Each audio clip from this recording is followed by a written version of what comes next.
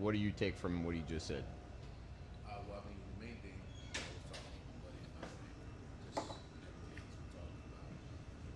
Different applications, different settings will influence the type of application. Yes. So be smart about knowing how to assess Yes. and knowing tools to use to assess Yes. products, and then coming back and getting the right product for that specific application. Yes, absolutely. That's 100% correct. So the reason so many people sell their trailers in August is because the hardest month is July and August.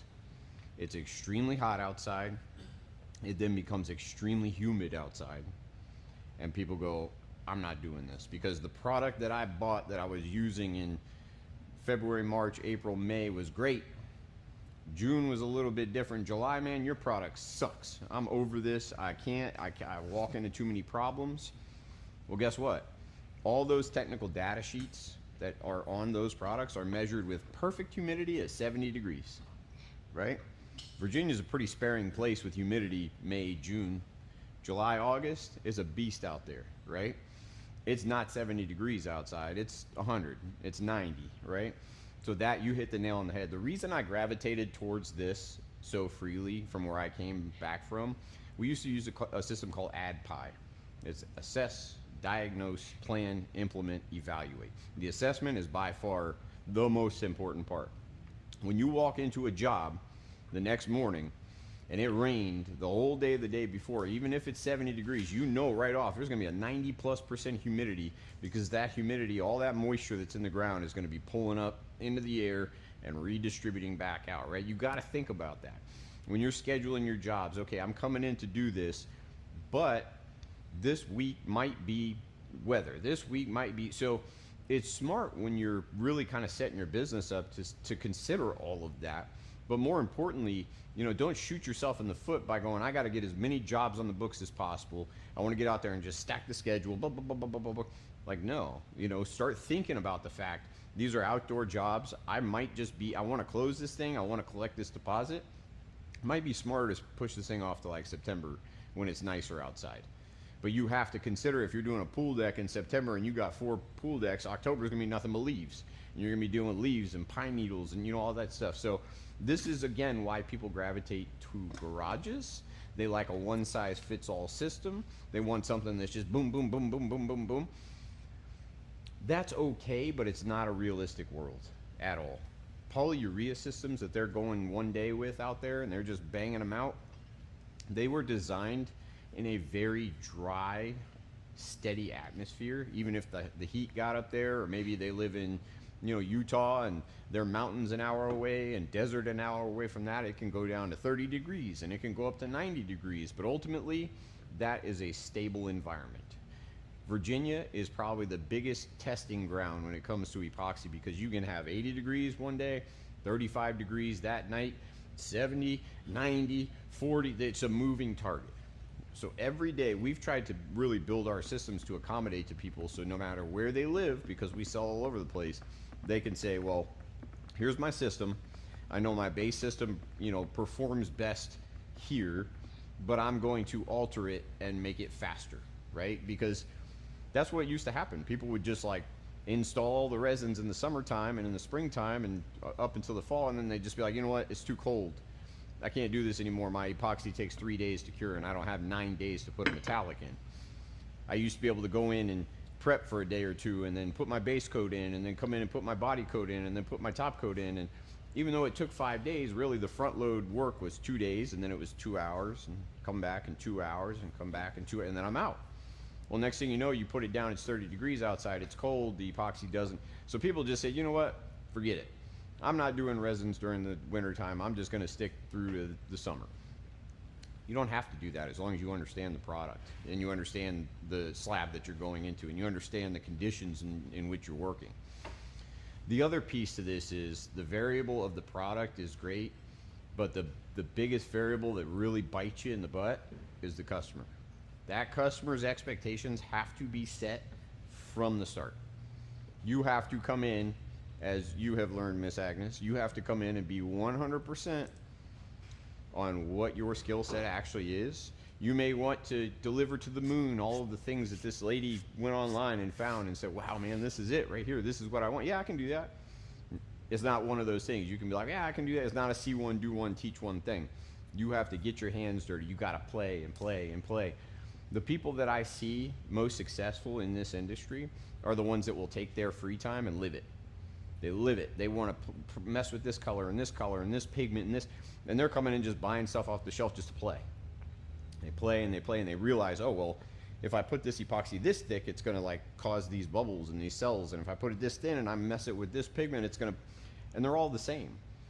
Epoxy binders, like with metallic, epoxy really is epoxy. You're going to hear somebody say, I got 100% solids epoxy and I sell it for 140 bucks. Well, sure.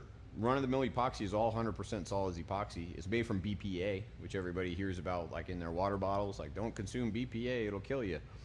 Yeah, it's plastic, right? But it's bisphenol A. That's what epoxy is. The resin is all pretty much the same. Some people buy cheap resins from China. Some people get them from Korea. Some people make them here and there. And really, there's only 10 true base sources where a lot of these raw materials come from that come to North America. So when you get into these different styles of epoxy, you have to say, well, do I want something that runs? Do I want something that I could build up thick? Do I want something that doesn't run? I don't want this crazy design. This lady wants something that's like, you know, held here. You know, how do you cater to what the customer wants without knowing what the materials really do, right? And like Jeremy was saying a little bit ago, the only way you learn that truly, trial and error. Unfortunately, you are as much a customer as you are a test subject as a customer of somebody that's doing this thing.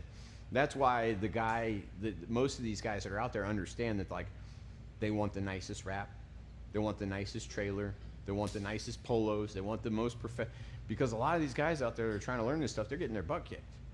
They're like, man, I'm getting my butt kicked. So how do you alleviate that? You have a really solid source in your back pocket, and before you even start the job, you're on the way. You're like, yo, just to go over this for the 100th time, I know you did this last night, but walk me through it. You know, seriously, your biggest advocate is going to be whoever your resource is. So we tell people all the time, you can go out and find epoxy cheap. Is that guy going to pick up the phone and support you through the job? That's the most important part. Epoxy is epoxy is epoxy. I think he credited our single shot reloaded to be the best epoxy ever. I would agree. I think that epoxy is the best epoxy ever, and I sell it for $185. And then customers come to me and they go, hey, your epoxy is 185 bucks. So like, I can get right up the road for 125. It's like, yeah, man, go. Absolutely. It's a cheaper resin. You won't get support. Move up the road, but it's not all about sales tactics. The B that goes into that resin is much more expensive. It's a much higher quality amine. It's a much higher quality raw material. We have 6 different levels of epoxy. 120 bucks, 135, 150, 165, 100. That's not marketing. It's actual quality of resins. Same thing with the polyaspartics. So you guys have talked a lot about prep, which is obviously the most important part. Assessment includes prep. I say in every one of the classes I teach, cleanliness. If you are not cleaning and then cleaning again and then cleaning again, you are doing yourself a disservice, right? These guys like to go in and just slap something down. They grind, right? If somebody's grinding like this, they're not grinding. They're checking it off the list to say, hey, I ground your garage. Grinding is a 400 square foot minimum per hour task. These guys are out there moving with their grinders like this, right? It's a slow, daunting task. That's why many of these companies successfully pick a guy or a team to grind and prep, because that's all he has to worry about. He doesn't have to get out there, get paid by the job, get as much done as possible in a day, and get out of there, because that guy just wants to get the job done. He's going to go and grind, vacuum, slap something down, throw some flake into it, pull the top coat. Yeah, it looks good. It's great. Get out of here. He gets paid for the week. 6 months later, floor peels up. The owner of the company goes, dude, what'd you do? Well, I ground it, you know? And you go out and you peel the epoxy up and you go, no, you didn't. This thing needs a concrete surface profile, CSP of 3. Technical data sheet says it right here. It's a very technical art, this stuff. It really is. But when you understand it, you've just unlocked the key to have something that nobody else does. And when people come rolling into town and they start selling for $4 a square foot, and we're advocating for 10, I don't even get bent. Like my sales guys will get bent. This guy's out here selling for $4 a square foot. Like how he's got kits he's buying for 120 bucks. It's like, dude, just let him. Let him do that because he is never going to last. You have to be ready to come out and offer this service for a premium dollar. And if customers don't want to pay it, let them go by the wayside. Let them go because they are not worth having in your portfolio. The relationship is never going to go right. And you have to figure out how to pitch this in 10 minutes. You got to go out to the customer and convince them, look, I am the best. This is why I'm the best. This is how I'm the best, and this is how I'm going to leave your job. And you know how people try to do that? Well, I'm not that good of a salesman. In 10 minutes, I don't know if I can portray that against this guy with the really nice wrap and the nice trailer. They go out and they go, I'll give you a lifetime warranty. That'll do it. They don't own up to it. You know how many companies come out, try this thing, and then forget it? And I probably scare a lot of people away. People probably go, man, this sounds like a lot of work. Like, I don't know if I want to do this or not. If you learn it right, you will always succeed. Every single job will be a success. Every single job will put profit in your pocket. And every single job will build your portfolio the way that it's supposed to be built. It's really that easy. The worlds between doing floors and doing countertops, completely different worlds. Completely different worlds. You can get away with slapping Bondo and doing the little edge piece and, you know, taking a grinder to it and slapping it down, and, you know, as long as you're taped in plastic and you didn't get stuff all over people's cabinets and you didn't mess up your edges, probably going to be okay, because you're not trafficking that, you're not driving on it, you're not going to be dropping things on it, you're not going to, it's probably going to stick and stay for a very long time, right? So that's why so many people flood into that side of things, because it's easier, right? I want to learn the artisan, the woodworking, the countertops. This is easier. I only got to take like a few gallons of material into these people's homes to make them happy. But it's kind of hard to compete at $40, $50 a square foot when you got granite and stone sold at $40, $50 a square foot. So you have to find the right customer that wants that kind of work, right? That's why stone coat is such a great option for people, because they go, man, this thing looks like stone, right? That's why that guy did so well. That's why everybody on YouTube was like, this is it. Well, what happened? He made it really easy. He made it really available to everybody. Everybody figured it out, and then all of a sudden the market went, right? So you have to decide, where is your honey hole? How do you want to make money from doing this? And what do you truly enjoy doing? You know, there are plenty of businesses that run 3 other home service businesses doing this, but it truly takes an effort to say, this is how I'm going to dice this, or just go to somebody that's done it every way and say, what way works the best? And listen, like truly listen. Because the guys that are out there giving lifetime warranties, doing the same system all year round, most of them are just writing checks to people when they peel up and making them sign a non-disclosure and be like, okay, I'm going to fold on this one, and the other 100 that I got done last month, I'm going to get paid for. 1 in 100, nah. It's not honest business, you know, and unfortunately it draws in a lot of other baseline trades that say, hey, I want to get into this and I want to make quick money. We want to train you the right way to say, okay, this might be a potential red flag. Let's do this, let's do that. Tomorrow is going to be a whole bunch of us showing you how to do this, you getting your hands dirty. This day is the boring day. You guys get to hear all of the, you know, fundamentals of why and how and when. But when you start seeing it, you're going to go, oh, that makes sense. So let's talk through some scenarios, right? If I come through and I do everything just like Jeremy told me, I grout the pinholes, I flashed the joints properly, I got the MVB down, I'm good to go. Does anybody notice this joint right here that you can see all the way across? That's a flexible joint filler. That joint filler is not the best to go underneath that. If you can see one on that floor over there, let me know. That's a difference in product and prep, right? This floor is supposed to be ground and redone and ground and redone and ground and this is our open canvas area over here, not a showpiece. So you can get away with it. It's cheaper, it's faster. So you grout, you fill your joints, whatever way you do it, you put your base coat down, you're happy, you didn't get one bubble on the floor, everything's going good. All of a sudden, lady calls you. Yeah, so you guys came yesterday and it's kind of smelly in my house and we need to like have a couple days to air out. Okay, what's the problem? What's going to be the first problem you're thinking about, just based on what you've learned? And it was something I told you about earlier. When you're doing these, you're chasing, what do we call that? When the floor is chemically open. It's hard enough to walk on, but it's chemically still open. It's called a recoat window, critical recoat window, right? So some people choose not even to pay attention to the recoat window, because that recoat window is actually decided on based on how hot it is or how cold it is or how humid it is, because that product is then impacted. So if it's 100 degrees outside and it's nice and dry, I put my product down, and normally at 70 degrees it takes 24 hours to be able to walk on. That product's now only going to take about 12 hours because it's much hotter. It's going to create that reaction, that chemical reaction. It's going to cure up much faster. And with that, my recoat window is going to shorten also.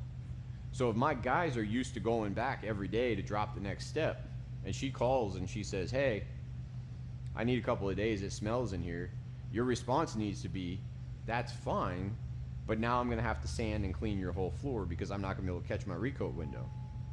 Those conversations will also save you big time, right? Or you could just say, hey, I think my practice, I'm going to go in there and sand every step. I'm going to clean every step. Clean, clean, clean, clean, clean. When you grind that concrete from day one, you get in and put that grinder on there and you look around and you're perfect with your profile, you clean it, and then you clean it again. Then you clean it again, right? Because you want it to bond and you want it to hold forever. These products are made to hold. It's no different than painting wood. If you go in and you paint wood and it's nice and smooth, or it's got a stain already on that thing or a finish on it, paint's just gonna peel off, right? So you clean.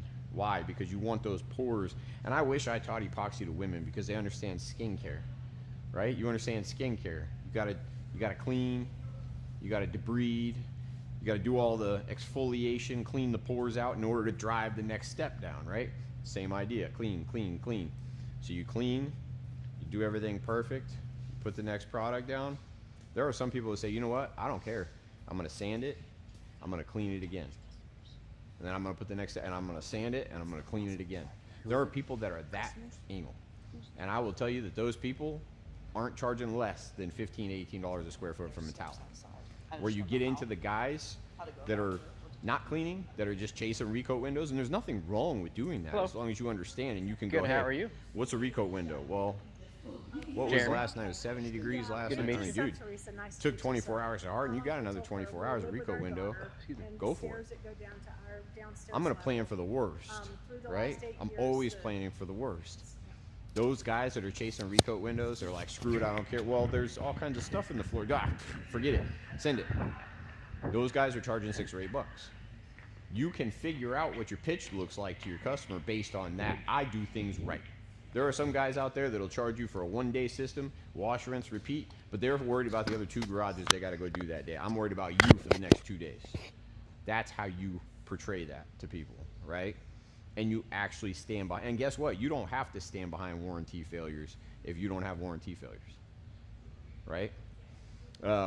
Right products, good efforts, good cleaning, good mitigation, thinking about all. My daughter said to me the other day, we flew to Florida, and we were in DC, and it was like really nasty outside, and she looked at me and she was like nervous. You know, she's 10 and she's like nervous, and she's sitting on the plane, and I look at her, I'm like, what's wrong?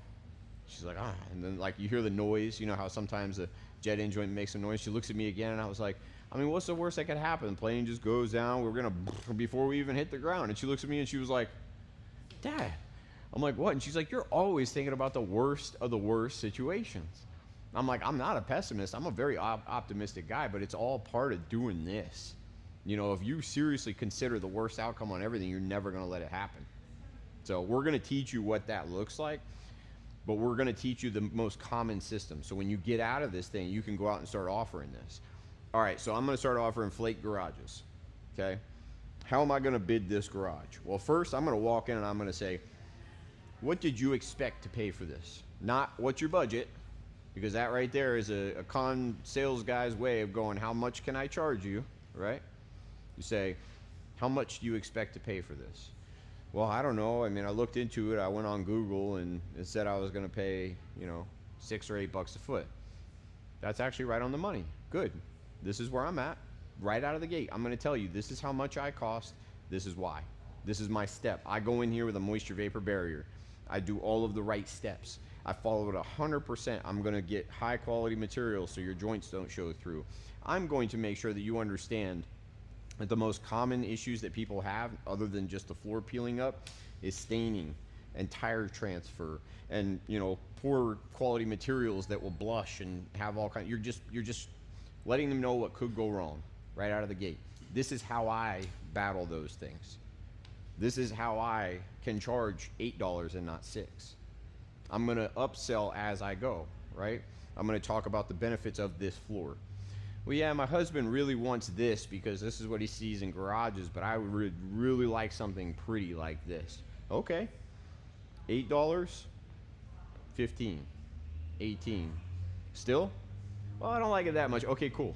So you're going down the algorithm of placing them in what they have their budget for and what they truly want. Not upselling them to something because you want to. You're going to make money as long as you land where you know you can make money, right? But you have to fit their budget. You go in there and you go, how much did you expect to pay for this? $3 a foot. Well, guess what? You are not going to get that. Well, why not? I went on Google and this guy in, you know, Utah is doing these floors at $3 a foot. It's like, that's great, but this is why you can't hear. Well, I saw a guy in Richmond on Facebook that's doing it for $4 a foot. Do your market research beforehand. Yep, he's using this. You can absolutely call him and do that. This is why. This is why I do it this way. I offer systems at $3 a foot, but it's not this. Can I show you what I offer? Let me show you a grind and seal. Let me show you a clean and seal. Well, I really want something that I can work on my cars. I'm going to weld. I'm going to have oil and coolant and brake. Well, guess what? I can give you this, but I'm going to step you up into this top coat, right? It's very intricate. We like to really kind of overwhelm you on day one, so you're like, geez, there's a lot, right? So this flake floor, I want this. I'm going to pay $7.50 a square foot. Is it a one size fits all? No. This guy is, this woman downtown lives there. It's her and her Chihuahua. She drives a Tesla. She's going to pull in and out of this thing every day. It's all she does. Okay?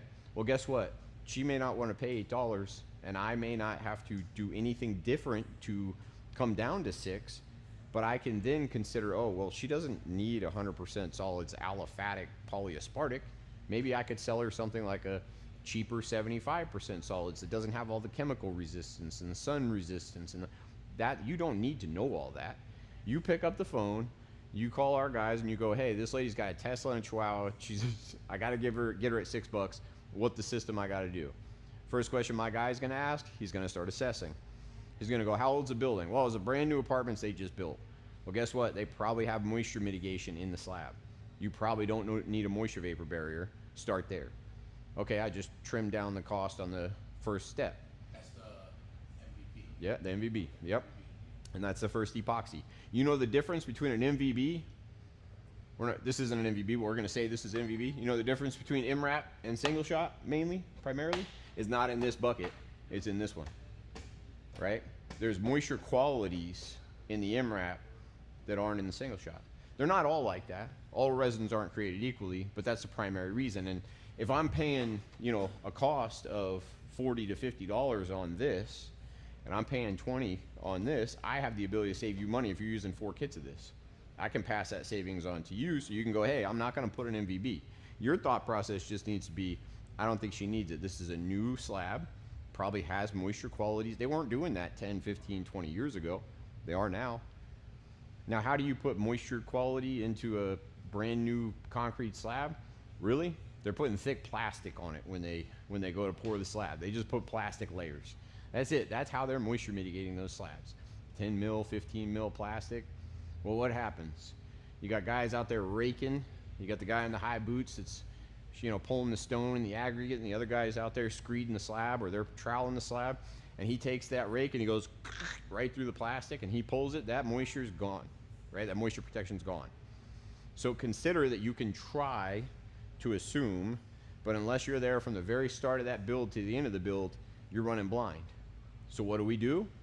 If it's a big enough job and there's enough money to be made on it, I'm moisture testing that slab.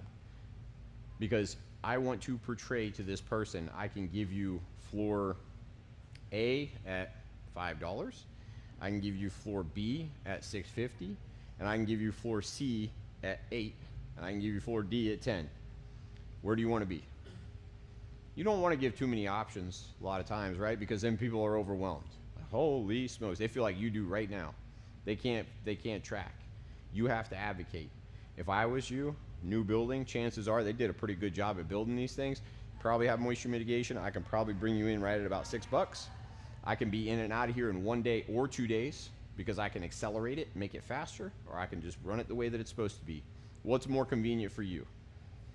All right, cool. Gauge your job, lay it down, sell the job, close it out. And now the hardest part, you got to do the job. So how are you going to start? Well, small companies usually start by bringing on a series of help, right? The owner of the company is usually there for that process. There are many guys out there that only do this stuff themselves. They're a one-man band. There are ways to do it. They usually charge where they want to be. They never promise any time deadlines that aren't twice as long as they actually need. And they just go with the flow, right? There's other guys out there, they run 3 or 4 trucks. You have to decide how much do I want to scale my business and how fast. The way to do this is really to step into it slowly. Say me and a helper or 2 are going to go out and learn this first. We're going to get our feet wet in the field. And then as we get more comfortable with it, we're going to start growing. And then we're going to grow. Yes, please. Are these equipment pieces, are they rentable, or you need to buy each thing that you need to So you can absolutely rent the grinders and the diamonds and the vacuums right from us at our supply. We rent them out. Sunbelt rents out like Edco's, and some Sunbelt commercials rent out like Lavina's. They're nicer machines. Just know that there are differences in grinders, right? There are rotary grinders that literally just sit there and spin, spin, spin. And if you sit too long in one spot, you're going to chew a big old donut hole in somebody's concrete slab, and then you're going to call me and go, hey, I just chewed this hole in here. How do I fix it? Right? There's a kid that works with us right now. He's actually one of the better salesmen I have, but the first time he ever got on a grinder was when we first started building this place, and he chewed a big old 30-inch hole in the very front of my store. That's why all that nice black plank is right there. I was going to polish all the way around. I said, hold on, stand right here for a second. I'm going to run out back. Right there. That's where he stood, right there. I got back, I was like, oh shit, you know. You're just gonna have to learn. You gotta be lighthearted about this thing, you know, when you're doing it. And when you step in, the best way to do it, honestly, is like anything. Have a good solid network. If you're gonna start, you're gonna start. Get each other's numbers while you're here. Be like, yo, dude, you want to tag team this project together? Because I know that you're not gonna come and try to steal my job, right? I call some random thing. The first thing the guy's gonna say is, yeah, that sounds good. Where's it at? Yeah, it's right over. Okay, cool. Yeah, I'll come over and meet you. He's going to go right before you and go, hey, I'm going to do that for this amount of money, right? It's competitive out there. It truly is. But there are good people out there, you know. That's why, to be honest with you, man, that's why you get the mixed reviews on me, because I don't come from this world. I'm cool with everybody doing good. I want everybody to do awesome. I'm not going to go out there and start cutting people off at the feet. So we'll steer away from this. You guys are going to learn more about this as we get hands-on. Jeremy started talking about ballistics.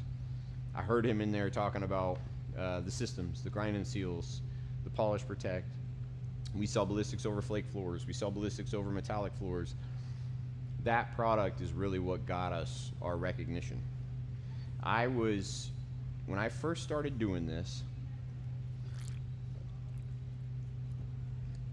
I was doing it part-time. So I was working at the hospital 6 to 8 days on, and then I would have like 8, 10, 11 days off. So during that time period, I was like, I'm going to start, you know, doing surface prep. I'm going to start doing polish. And as it grew, my backlog was like, because there was so much work out there. I have never to this day paid $1 in marketing for any other business. I paid to be in the Advantage magazine with this place last year, and I think that's it. Like, I've never paid $1 in marketing. You don't need to, because as soon as somebody knows you do it, it's going to travel to the right person. It goes that fast. So I'm out there like doing surface prep and polish. I'm learning. I'm sitting there with my father-in-law, who was my second guy, and I'm telling him, man, I am irritated as hell. I do not like this industry. Everybody is super high strung. I don't like the products that we're putting down. They're cheap. You know, I think everything's going to peel up. I'm not happy with it. I want to fix it. And he looked at me, he's like, figure it out. Like, what do I know about this stuff, man? Like, I just started it like a year ago. Figure it out. So I used to work regulatory and risk in the hospital. I would go around and analyze different situations and say, how do we prevent that from happening again? Let me go out and get as much data as possible. I'm going to bring everyone together. We're going to look at it, dissect it, not finger point, but figure out how to avoid it. So I did that. I brought the same exact process and structure into this industry, and I said, how do I fix this, and what is the most profitable thing here, right? I was paying $7,000 a month to ship stuff in from Indiana, so I knew there had to be a supply option here.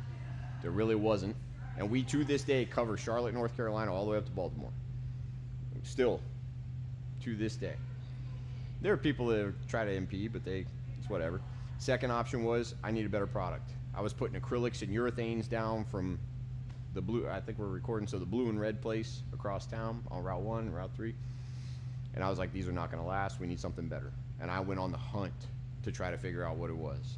And we put every dime we had. And when we started this thing, we literally had empty boxes on the shelf, no money, no money, no money. And we started just building what we could and building what we could. And in the first year, we did 2.5 million. The second year, we had 6+ million, right? No money.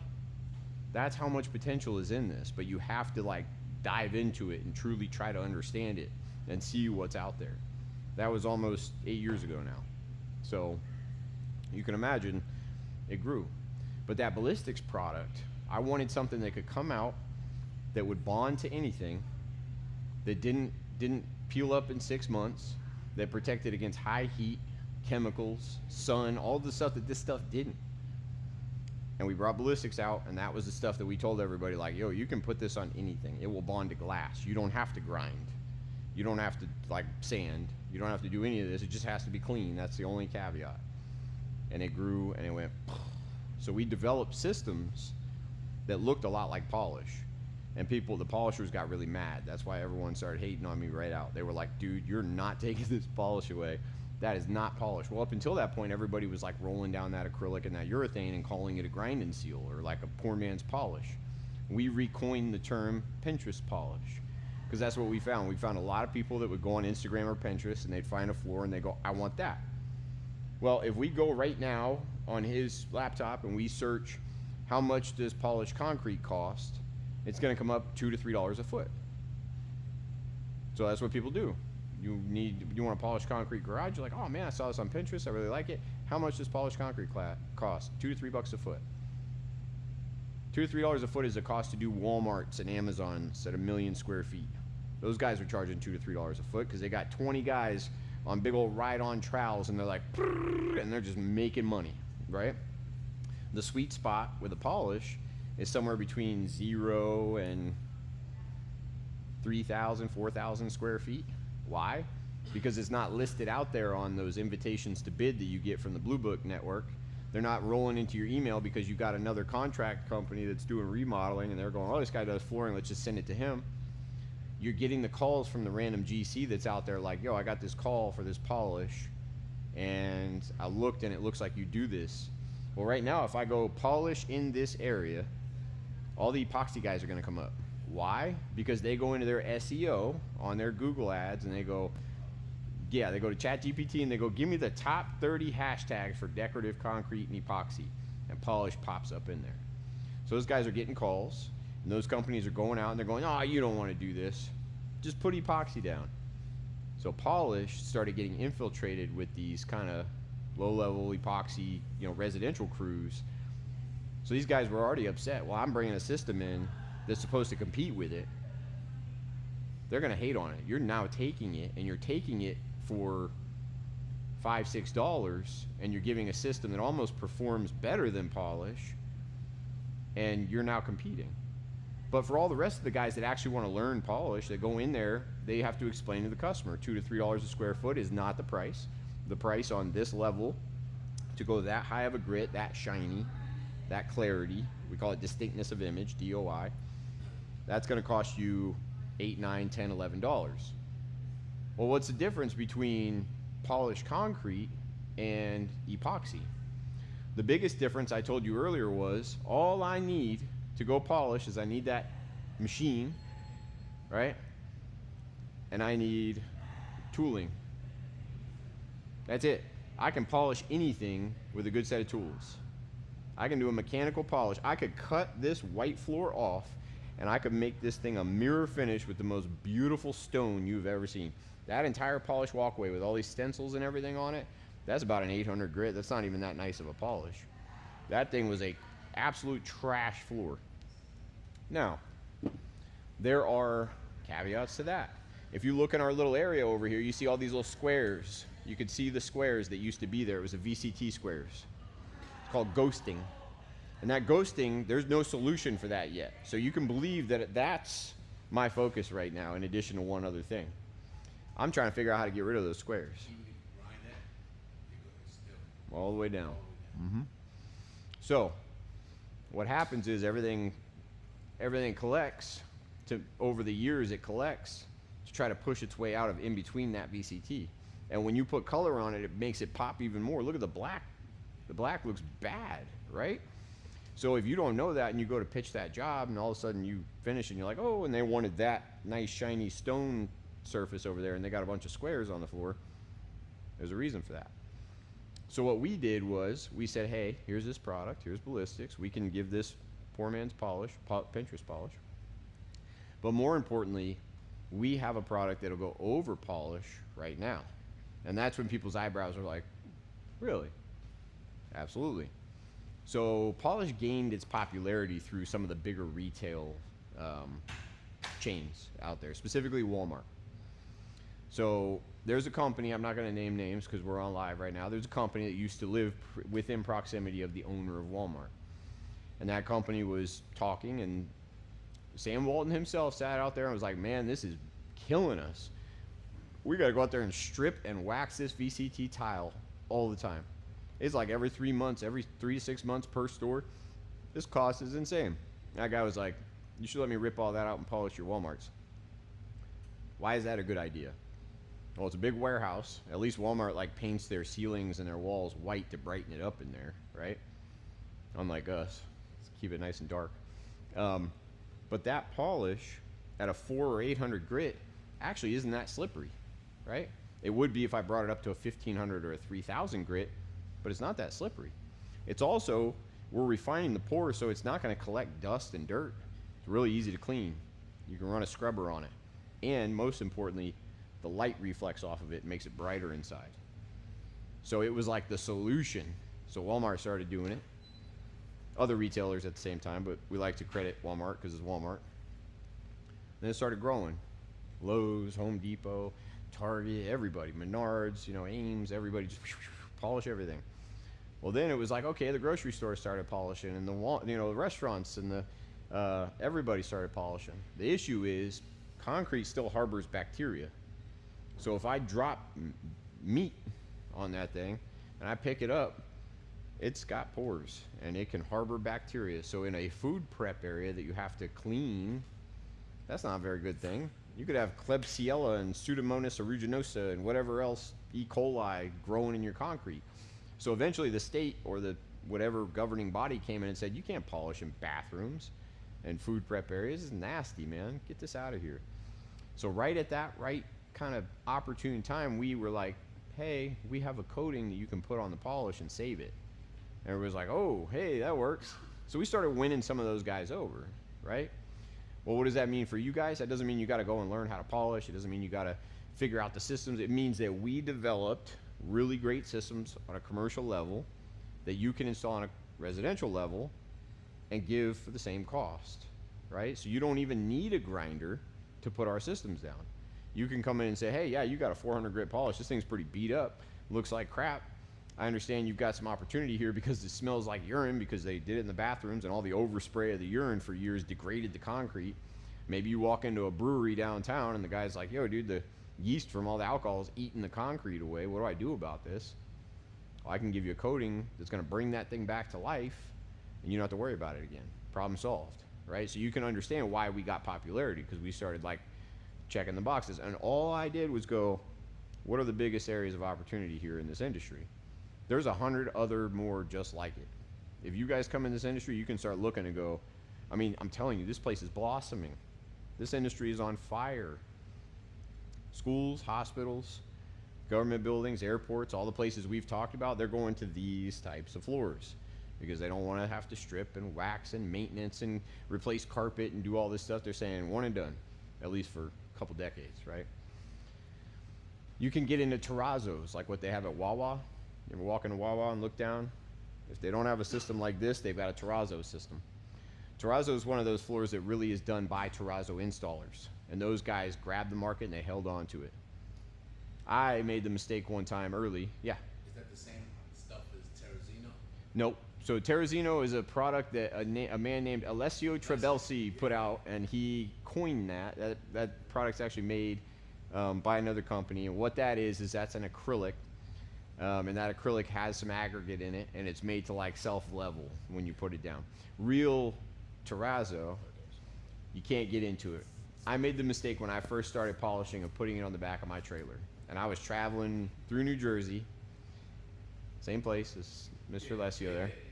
And I was at the gas pump, and some dude walked up to me and was like, hey. I was like, yeah. He's like, what's on your trailer? I was like, yeah, we do all that. You know, being me, I'm like, here's an opportunity for a job, you know. He's like, what's this? I was like, oh yeah, we do terrazzo. He's like, do you? I said, yeah. He's like, cementitious or epoxy? I'm like, well, I was in the industry like a year. I'm like, I'm learning, you know. I'm like, I do either. He's like, I've never heard of you. He's like, you need to strip that off your trailer right now. And I learned very quickly, terrazzo is controlled by a very small group of individuals, and you're not going to get in it, right? So if you walk into a job where there's terrazzo there and somebody invited you in to bid, you better pick up the phone and find somebody who does it, because you are not going to get in it. It is. I'm not going to mention the M name on here, but there is a group of individuals that get rather irritated as to, you know, people walking into their little sector, which is terrazzo. Terrazzo is installed in airports, millions and millions of square feet of airports. It's contracted in places like Wawa and Sheetz and other establishments like that, and it ain't ever going anywhere. It's basically a hybrid between, depending on if it's epoxy based or cementitious based, it's a hybrid system. It's oftentimes glass aggregate where they actually put the binder down with the glass and then they polish it. It's a very pretty floor, and it falls in this industry, but it's kind of off limits unless you know the people that know the people that can get you in, right? That's why Terrazino got really popular, because everybody was like, hey, this is kind of a workaround, right? If I had that system, man, I could grow it. I'm telling you, I could grow it. But yeah. So lots of opportunity. Identifying the opportunity that's best for your client is the most important piece. Let them talk. Let them tell you what they want. Don't steer them in a different direction. If you cannot do what they want, let them know that right up front. You know, hey, I can't, my skill set is way outside of this, but if you're willing, I've really wanted to get into this and learn, would you be willing to let me come in and take a shot? And if it doesn't go too hot, just cover the materials and I got you, right? I had to do that many times along the way. It's a better way to handle it than falling on your face and embarrassing yourself, ruining people's stuff. So, also, in the world of the Commonwealth of Virginia, you should be certified and licensed. You should be bonded. You should have insurance, right? There's a weird kind of gray area with epoxy where some guys install this stuff and they claim to be painters or tradesmen, and it doesn't work. Now, I'm not the poor police, but I will tell you it goes a long way. You know, you can talk to people about that and say, hey, you know, did you at least see the portfolio? Or, you know, what is the skill set? Most oftentimes what I see move into epoxy is paint. Like, painters move into epoxy the most. HVAC guys are right there. Obviously, general contractors, refinish, and flooring guys are right there too. Designers tend to have the ability to find the opportunity that all the rest of these guys don't. And they have the network of realtors. Like, I have always said that this business right here, if I wasn't busy running all these other businesses, would do the best if we could get with like the top brokerages and realtors, because that's when you want to catch people. Right when they first close their house before their garage is moved in, right? Or right when they first build their house, as soon as they close and they hand you the keys, boom, go drop a garage for them, go drop a basement for them, right? consider offering the services outside of just installing the epoxy as well. You know, I'm going to move your stuff out. It actually, you could make money on renting a 27-foot U-Haul and parking it out front of somebody's house to have somebody move stuff out and put it in it, to have them move it back. That service actually isn't that expensive, and that's usually a big barrier that holds a lot of people back. They go, I'm never going to be able to move all this stuff in and out of here. And I'm not telling you guys anything you don't already know, but polyaspartic. We talked a lot about epoxies. Epoxies are great. It's one of many resins. Polyaspartics, polyureas, MMAs, Novalacs, different types of terrazos. There's all kinds of different styles of resins. Understanding that polyaspartics, the top coat that we have on here, are not really meant to bond directly to concrete is a big win. They're made to be top coats. They're made to bind to aggregates like flake, acrylic flake. If I take an epoxy, like an MRAP, moisture vapor barrier, I can actually broadcast directly into that, okay? It's not the best way to do it, but a lot of people do it, and they sell it with an MVB. So I'm gonna put my MVB down that's meant to go down clear and be an MVB. It's supposed to be an independent vapor barrier. And then I'm gonna take my epoxy, I'm gonna put it over the vapor barrier, and I'm gonna cast the flake into the epoxy. And then I'm gonna let it cure. I'm gonna come back, I'm gonna scrape all that flake nice and flat. I'm gonna vacuum up all the rest, and I'm gonna pull that polyaspartic top coat out. I've essentially given 1, 2, if you count the flake, 3, 4 coats, right? You should be able to take a hammer to this floor. You're probably not gonna be able to hurt it. You built a really solid floor here. It's a very solid system. If I don't insist on a clear, dedicated moisture vapor barrier, MVB, I can pigment it. I can put it down, I can flake into it, and I can put a polyaspartic top coat. Nothing wrong with that. Very common system. Definitely better than not doing it that way. Just understand, and I think Jeremy told you this, that a moisture vapor barrier, hey look, this is the right way to do it. I'm following you There you go. on the slides. Independent vapor barrier, pigmented epoxy, flake, polyaspartic top coat, ballistics, you can upsell, right? When am I going to upsell a ballistics? Well, I'm not going to upsell that to the lady with the trial and the Tesla. There's no reason to, really, unless she wants a little bit more slip, protection. She wants some additional protection from the UV, right? She wants more chemical protection, more heat protection. When do we see this? We see this with people that work on their cars, work on their motorcycles. They got a Cessna they want to pull in their garage. This is an upsell to strengthen the floor and enhance the top coat. But these polyaspartic top coats are made to do their job. So if you can't do an independent vapor barrier because the budget doesn't allow for it and the time doesn't allow for it, typically people will pigment the vapor barrier, put the flake directly into it.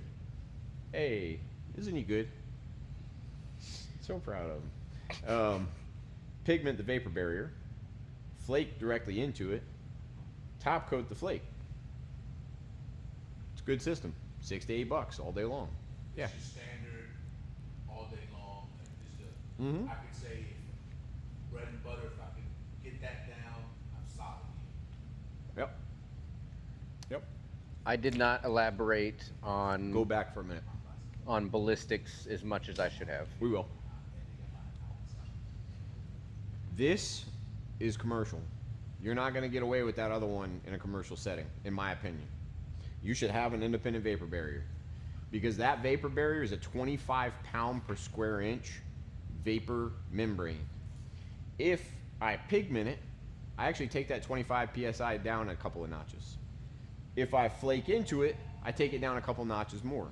So I've just taken a product that's meant to do something and I've lowered the efficacy of it 2 different ways. So if I'm pitching to a garage, 5,000 square foot mechanics garage, I'm gonna pitch them this system, ballistics on top, and I'm gonna sell this system at $10 a foot. Because a commercial system, that's what they're gonna see. They're gonna have a GC, Class A GC that's got a whole bunch of crews and he's gonna come in and he's gonna go, how much? And he calls a couple of people and a couple of people really want the job, so they're gonna tell him $8 and he's gonna put his 2 on it and then that's gonna be $10. That's a good commercial system. 10 plus. 10, 11, 12, 13. Go back. That right there is pretty much standard run-of-the-mill residential system. Pigmented MVB, flake into it. Well, that's too expensive. I don't want to pay that. Okay, lower the MVB, take it down to a lesser quality polyaspartic. You're still doing the same amount of labor, right? Yeah. You said lower than MVB. So, Yeah, just do a standard epoxy. Just get rid of the MVB and do a standard epoxy instead. okay. You're saving that 20, 30 bucks a B, right? I'm gonna pass that on to you per kit. So you're not saving a ton. The average cost of something like this for a garage in materials is only about $1.75 a square foot. So if you're selling at $6 or $8, you still got a ton of room there. Well, you gotta pay the guys to go out and grind it. You gotta pay for the diamonds that are gonna get ground down. If you don't listen to Jeremy and use the bond, do you talk about the bonds with the diamond? Yeah. If you don't use the right bond in the diamond, the right style of diamond, and you burn a set $500 in 10 feet, damn, you just narrowed the margins down.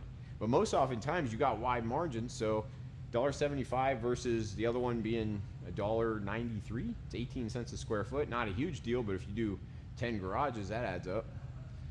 So standard run-of-the-mill system. I'm making money. Go back to polish for a second. I told you all you need is the tools. One set of tools I didn't talk about those at all. to do a polish. Did you talk polish at all? Barely. Okay. Barely. One set of tools to do polish will do 10,000, 15,000 square feet of floor. I don't need any resin. I don't need anything. It's all labor. So if I go after polish, I don't have a bunch of material cost. I got to streamline my labor. If I go after epoxy, I got to streamline my labor and my material cost. It kind of flip-flops. You can make a ton of money on polish, and that's also why it gets driven down at $2 or $3 a foot. Does that all make sense? Polish. I told you I like to talk to women about this stuff because they understand skincare. Polish is literally just a series of cutting into a slab and then refining it back out. That's it. Cut it down however deep you want, refine it back out. So people are going to call out what they want. They're going to say, I want large aggregate. What's the aggregate? It's a stone inside of the concrete mix. I want to see large aggregate, and I want it to go to 3,000 grit. So I want it stone and I want it shiny. Or they might come in and say, I don't care about the aggregate, I just want it shiny. Or maybe they say, I want a salt and pepper. You'll hear that sometimes. That's the little bits of stone that aren't that deep. So if I want a large ag like this over here on the walkway, I gotta dive down into the concrete and grind and grind and grind and grind. And then I gotta work my way back out. Well, if I'm grinding into that stone of that concrete, I'm gonna open up where the stone was that gets yanked out of there, right? So I'm gonna have basically open all those pores up. So if concrete right now is pretty tight because they took the trowel and they screeded it, or maybe they power troweled it with that big fan machine or laser screeded it, whatever they did, pretty tight. But if I dump vinegar on it, it's still gonna etch, right? If I go to polish it, I gotta dive down first in the Portland cement, which is the top layer. Then it kind of goes down into the little stones, and then the bigger stones, and then the large stones. So I'm gonna dive down, dig, dig, dig, dig. Well, guess what? Now I gotta refine my way back out of that. So as far as I gotta go down, I gotta refine my way back out with my tools. So if I go digging, and I put an 18 grit tool on there, and I go digging, or a 6 grit tool, lower the grit, more aggressive the tool, right? I'm gonna grind, and I'm gonna grind, and I'm gonna grind. Well, then I gotta go 6, 18, 30, 60, and then you get into your kind of hybrid transitional pucks, 50, 100, 200, 400, 800, 1500, 3000. We'll just call it 3000, right? That's a lot of steps. Every single one of those steps is, imagine you got 5,000 square feet. So how do you make money? There's ways to do it. You put some water on the floor and you move a little faster instead of doing a wet cut or a dry cut, right? You do a wet cut. Any wet water is going to decrease friction between the diamonds and the slab, right? You could wet cut it, you can move a little faster. Or you could say, hey, do you really want that large ag? Because I can cut down a little bit and then refine out And I might be able to cut down with my third step, my 60, and then go 50, 100, 200, done. That's only 4 steps. I didn't have to put 9 steps there. So people pay for what you have to do in labor steps. That's the easiest job to price in the world. How many steps do I have? Well, those metal steps, the first one, they take forever. They take forever. And whatever I grind down, I got to work my way back out of. I don't want to put the most aggressive thing on there because I'm going to beat the hell out of the concrete, right? So I'm going to work my way down. I'm going to refine back up. Polish is basically 3 different sets of tools. Within those sets of tools, you have a lot of different styles of tools. And I'm not going to super overwhelm you today, but just know that you got metals, transitionals, resins. 3 sets. You can polish starting off on transitionals, but most times you go into metals, you dig deep, you get into transitionals, you transition out of the metals, and you get into the resins. If I got 12 steps, and I got 5,000 square feet, and I'm moving at 300 square foot an hour, 5,000 divided by 300, that's a lot of hours, that's a lot of days, right? That's why most polishing crews buy like 30 machines. They get like 90 guys and they go get all the contracts and go do them, and they just send them on the road. And they get guys and they pay them like, hey, that's why if you find that job between 0 and 4,000, 3,000 square feet, those guys usually aren't even seeing those on their radar. They're out there chasing Walmarts and O'Reilly's and all these big stores because they just want square footage as much as possible. And those guys are out there doing these Walmarts and skipping as many steps as they can. They go, well, Walmart doesn't care about large ag, H&M might, or one of these, Macy's, or they want that beautiful stone in the floor. Walmart just wants that thing to be dustless, shiny, and bright, right? So everybody's out there chasing a different piece of cheese. Well, you will get the guy or the call from the new Fahrenheit competitor restaurant downtown that goes, no, we're going to come out and put a $100,000 floor in this thing, and it's going to be 2,000 square feet. And I want that floor to be shining, man. I want my spot to be the best spot downtown. That's artisan level polish. That's what I'm after. I want that 2,000 square feet that pays $100 grand. I'm going to go spend the same 2 weeks on it, but I'm going to be on hands and knees spit shining that thing every single step, right? Because it doesn't take me more than a couple sets of tools and a grinder. That's how you make a living. It's a way to do it. You don't have to worry about humidity. You don't have to worry about any of that stuff. But polish doesn't come around nearly as much as resins do. Make sense? Yeah. So if you're chasing all of this stuff, understand it's all part of the same game. If you add it all to your portfolio, you're the most valuable player. If you go out and you install this stuff and you mess it up, the key is understanding that you have to allot yourself some time to fix your errors and your mistakes. And the most often time, the errors and the mistakes are not necessarily even yours. They're the lizard that he was talking about that ran through the floor. They're the lady that, felt the tape on the door and she really wanted to get down there and see that thing, and she went, and then plastic and everything all in your floor. She turned the HVAC system off or on when you told her not to.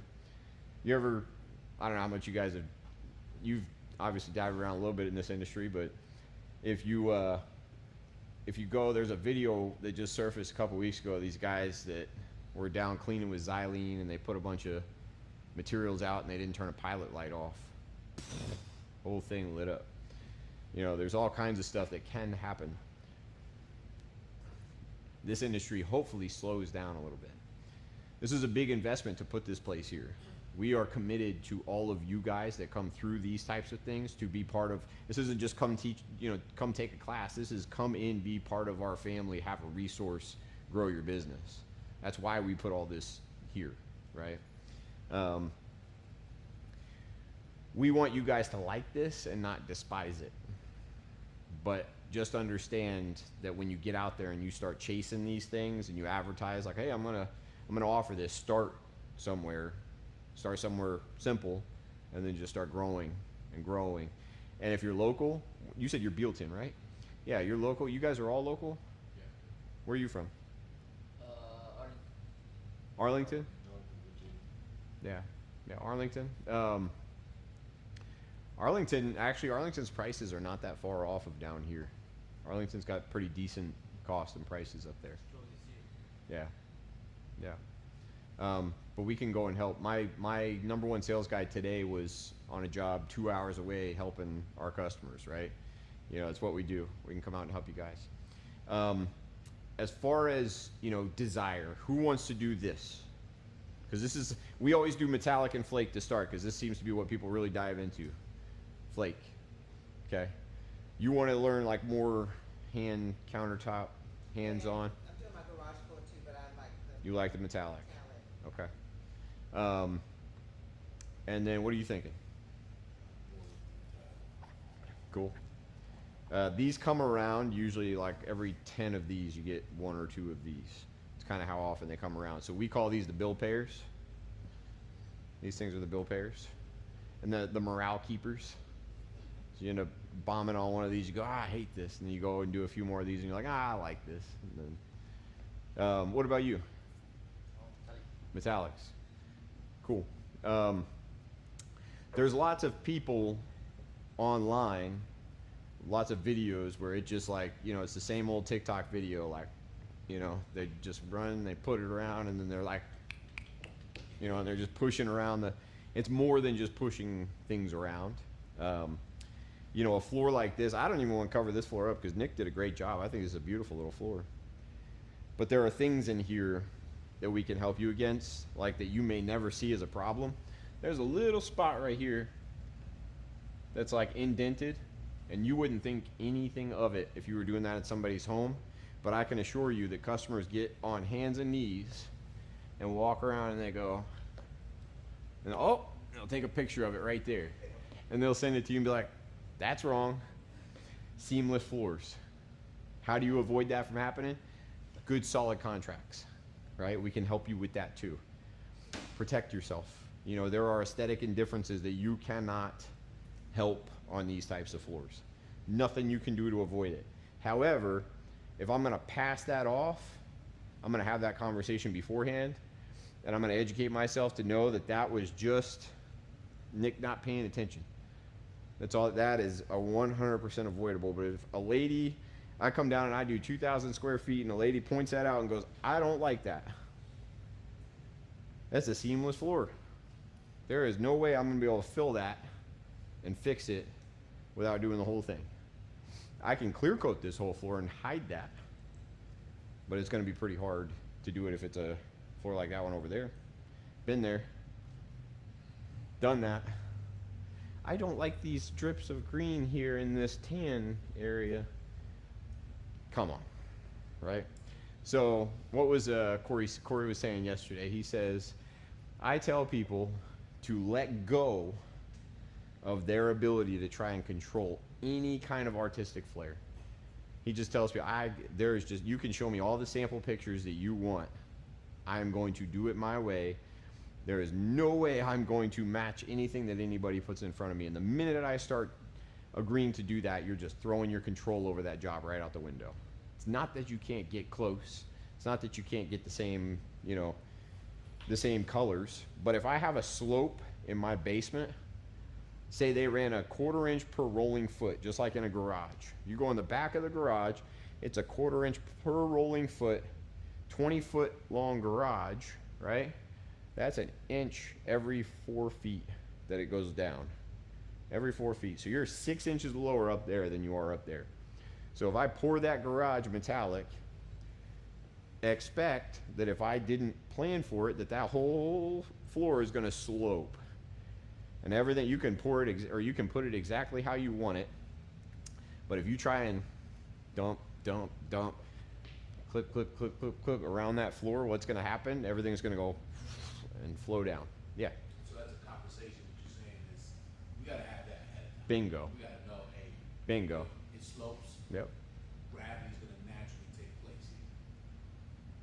So, There's Yep. things you can do to mitigate how drastic all that can be by Bingo. the higher viscosities, or if you have like a huge bird bath, maybe you start in that bird bath so there's nothing to roll into it. Yep.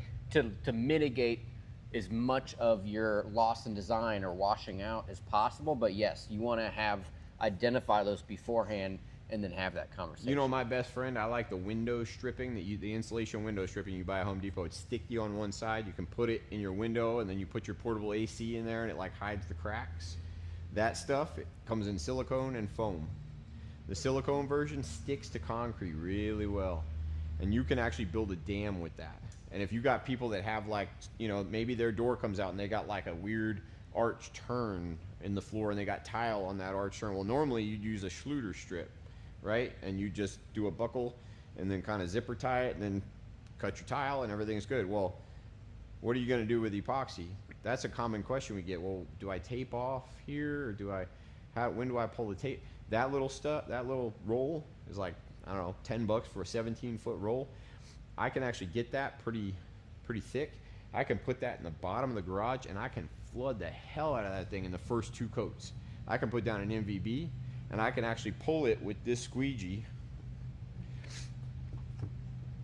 I really wouldn't want to go less than 15 to 20 because that's kind of how it's gauged, but I really theoretically could start off at this over the first 4 feet, and then I could gauge it like this over the next 4 feet. Then I could, because what you're doing is you're laying your product thicker as you go all the way to the end, and you flatten your floor out. You're not going to flatten it out 6 inches, you know, but you're going to be able to correct it slightly. There are ways to get around it by having that conversation. Here's the other way you can do it. You can also start laying that floor. These floors over here were done by hand, okay? Those are all done by a steel pool trowel by hand, on hands and knees. It's actually a lot of core strength in doing that, especially if you wear cleats. Some guys don't even wear cleats in this. They literally roll by hand. Do it by hand, start letting it set up. It's gonna start getting tacky, right? Work slow, really, really, really slow. You can keep it all from running. The old school way to do a metallic floor was actually to put a color base down and then take your next mica pigment layer and go down at like 70, 80 square foot per gallon, sometimes 90 square foot per gallon, which is actually pretty thin. The way they do it now, because they want to turn and burn these floors, they pour big old puddles, they move it around, and then they go masterpiece right at the end. You can do that, but you have to use the right resin. You got to think about the way that the polarity of the pigments are going to flow. You got to think about the fact that some of these pigments have a positive charge and some of them have a negative charge, and really just the epoxy is the binder that holds the pigment, which is what does the magic. You know, there's so many different ways to do this, and you can follow. That's why people have favorite artists when they get into this stuff, because they're like, oh, I recognize what that guy's actually doing. You got a million guys out there that can dump and push. It does not mean they should own Lambos. You know, they got out to TikTok first. That's what happened. And all of a sudden, boom, they got this big following, and everybody said, yeah, do it that way. And that guy's just... And what do? They build programs that say, hey, all of my students, so imagine if I ran my classes this way. Hey guys, you've never run grinders before. Jeremy's gonna come in on day 1, he's gonna tell you everything you need to do. Day 2, you're gonna come in, you're gonna run the grinders, you're gonna grind this whole floor, you're gonna vacuum it up. Day 3, Corey's gonna come in, you haven't seen him all week, but I'm gonna come in and just throw the stuff around, move it, take a picture with y'all, and then hand your certificate, and I'm gonna get out of here, right? Well, that dude just made X amount of dollars on that floor that you prepped, and you learned how to do what, you know? That's how a lot of this is being done that you see out there, and that's why it's causing a lot of problems. You can't kind of mass reproduce these floors, but you can hone in on what your materials do. So what you should do with these jobs is you go in, talk to a customer. Hey, this is what this lady wants.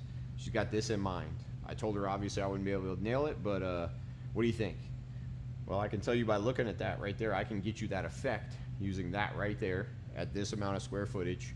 This is how much you're gonna need. Cool, that's it. And as you go, you're gonna notice when you put that floor down, like you did something different right here than you did over here, and you're gonna remember it because you're the one that did it as you put it, and you're gonna be like, oh, that effect came from that.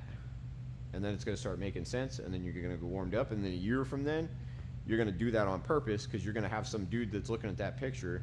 And it gets real strange when you get people online that pick out your floors that go, hey, I found this floor. I want this one right here. You go, that's cool. You know? It's pretty cool.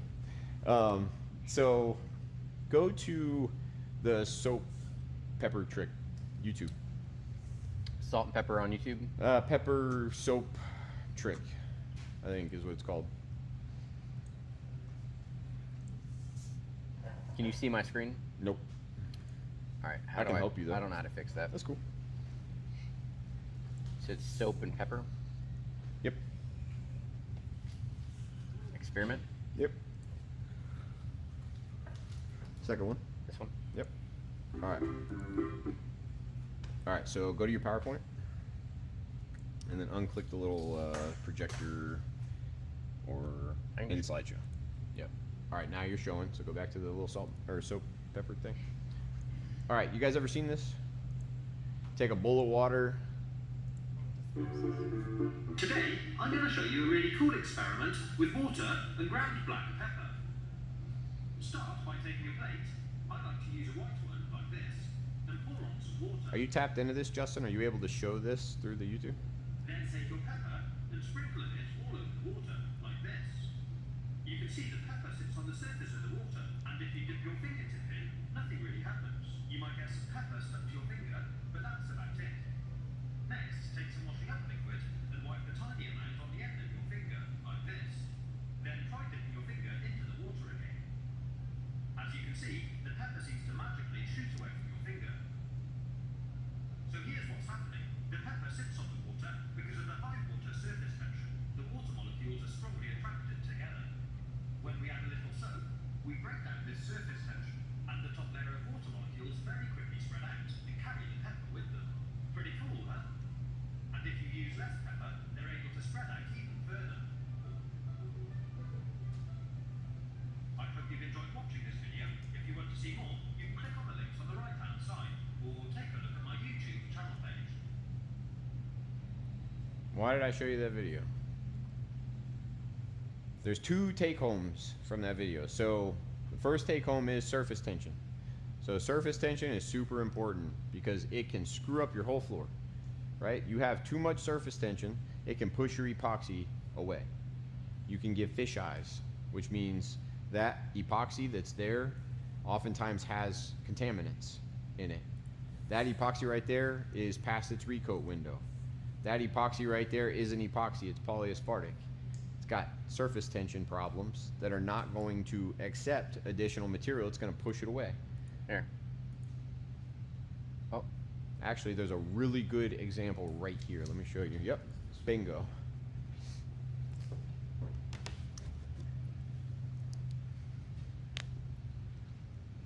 You guys see it? So surface tension can cause a lot of problems. I also show you that video to teach you about the pigments inside the epoxy and how they play with one another. So there's polarity that works against this surface tension. You've got polarity in pigments. You've got many different styles of pigments. So really, a good metallic installer considers his pigments that he's using. He's going to ask, are these real mica pigments? Are they synthetic pigments? Are they plastic? Are they metal? Are they aluminum? What are they, right? I want to know. How light are they? If you go out and you look at different styles of pigments, you're going to be able to order pigments that are 0.0005 microns. You're going to be able to order pigments that are 0.1 microns. You're going to be able to, there are all kinds of different pigments. There are some that float. There are some that sink. There are some that aggregate. This guy said it himself right here. You put less pepper on there, it's going to move even more, right? So if I want to have gold down the middle of my floor, the people that didn't ask many questions about surface tension and polarity of pigment said, I want to figure out how to do that gold veining. And they went home and they started messing with stuff. And eventually there was a really good friend of mine in the past that said, hey, I can spray paint. Shh.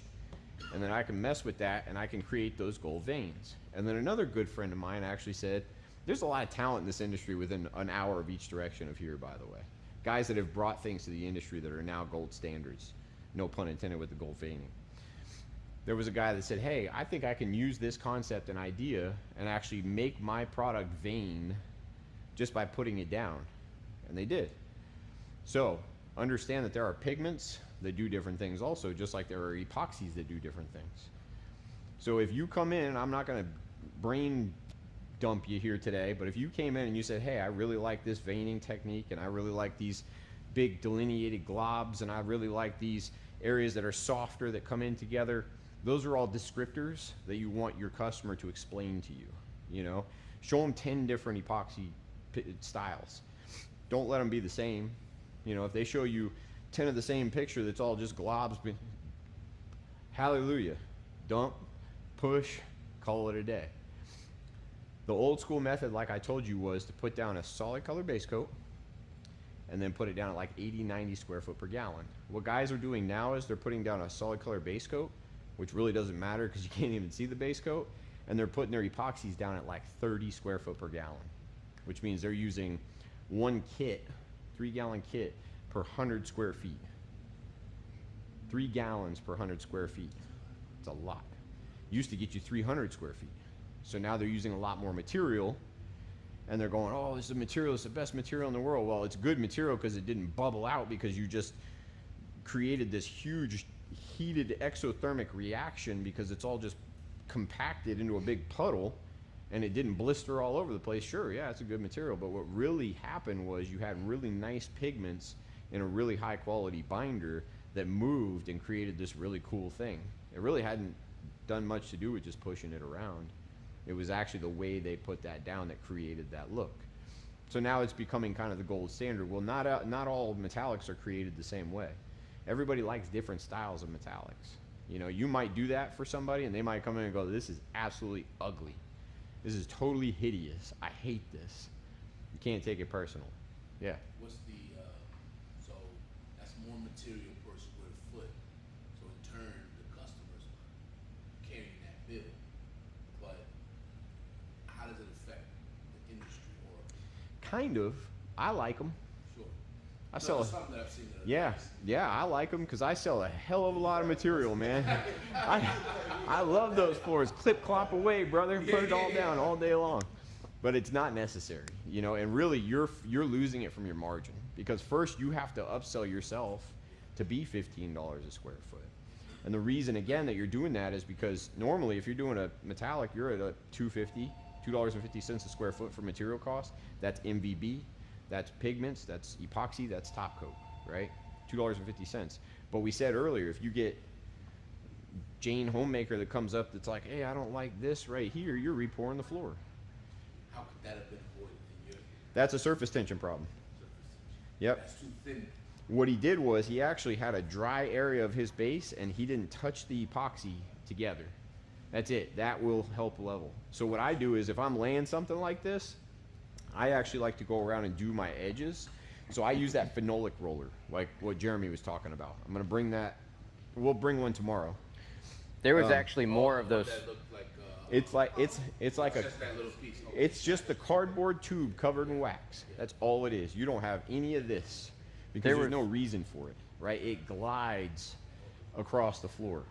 There was other spots too that we fixed around here. Yeah, and actually, if you're seeing that and you've got access to it before having to traipse back, this is another thing that drives me nuts. People cleat through their floors after their design coats there, and the floor starts setting up. So what you're doing is you're tracking all those colors back together after they've already chose where they want to be. I could fix that though without really messing with it. I could come up in here and I could take a gloved finger on my cleats. You got to get real good into deep squats when you do it, right? And tap it, and it will find itself and level out. That I can tell you that wasn't because he missed anything. It's just because he came this way with it, and then he went that way with it, and it got missed, right? When I do my floors, I like that phenolic roller because I can actually take a little bit of material, and I can run this edge, and then I can run that edge, and I can run this edge, and then I can push my material like up to it, and it's going to take it, and once it's actually got epoxy on it, it's going to take it and it's going to run. But if there's nothing for it to run to, it creates just this area where it stops. It's not like he said it earlier, it's not self-leveling. You know, it's gonna level, but you got to break that surface tension with some additional product. It's gonna grab it and then it's gonna level out. You have to coax it to where it wants to go. So the old school method of doing that whole 80, 90 square foot per gallon, they were actually a lot of times taking clear epoxy and running that floor real fast, and then they were coming back and they were, you know, putting their stuff down because that clear epoxy was helping it self-level, because it already was there to help it just glide across the floor, right? If I just dump epoxy out, even if I dump 20 gallons of it right here, and I'm just dumping and I'm dumping and I'm dumping, it's probably not going to level out to the edges. It's going to create this like blob where it just stops all the way around. That's the tension you got to put. Correct. Exactly. Yep. The rollers make a difference too. These are big. These are Richards 3/8 inch microfiber rollers. These are nice. They don't shed too bad. You know, you get a roller that sheds all in your floor, you're gonna be standing here looking at like little hairs all over your metallic, and it sticks out like a sore thumb. It's bad, and you got to come and sand and do all the things to get rid of it. What do you bet he would have caught that, let's say, before today, he came back tomorrow, he's within that window? You could, but it's still seamless. It's already pretty much set up. What I would do is if I was still in the Rico window, I would just clear coat it, because at least clear coating it, you're not going to ever feel it, and you're definitely not going to see it like you do, because what happens is the light catches it. The light catches that, you know, and it's like, oh, there it is. You know, I could at least clear flood coat it and it'd be fine. You see it in the reflection. Yep. But if I poured just an ounce on there, what's going to happen is even if I put it in a bunch of solvent to make it thin, you're then going to see it here. So it really is seamless. You got to nail it. You're not seeing this stuff on the videos that people don't want you to see. Those, you know, run around videos, a clip clop, you know, get paid, get the Lambo. There are many videos out there that are exposing those people, and just like the, you know, the guys that want you to shut up, they'll come through with, you know, 10 grand and a non-disclosure and say, can you live with it? Here you go. You know, because they charge 5-10 grand a seat. Boom, boom, boom, boom, boom. Not only did they get the job, they got the job prepped, and they made money on the class. 10 grand of them is nothing. Here you go. Go away. You know, doing it the right way. Obviously, this is our hometown. You know, that kind of thing will eat you, and it's going to take one post out there to go, this is the quality of work. It's not easy. So this stuff over here, the flake. So say we put the dedicated vapor barrier down, and then we put the, you know, how do we pick our color? First off, how am I going to pick my color of epoxy based on the flake that I got? Typically you do it with the dominant color, or you do it with the tertiary color, the third one. Third most prominent color. Well, in this one, he actually has, you're not going to be able to tell, he has a lot of light gray flake in here. There's a lot of white, there's a lot of beige, but there's also a lot of gray. You really can't see the gray because the gray is the third most prominent color in here. So, light gray epoxy. So if you got areas that you see, they're actually epoxy. And then there's flake, and then there's epoxy. It's made to hide things that don't really truly fully broadcast.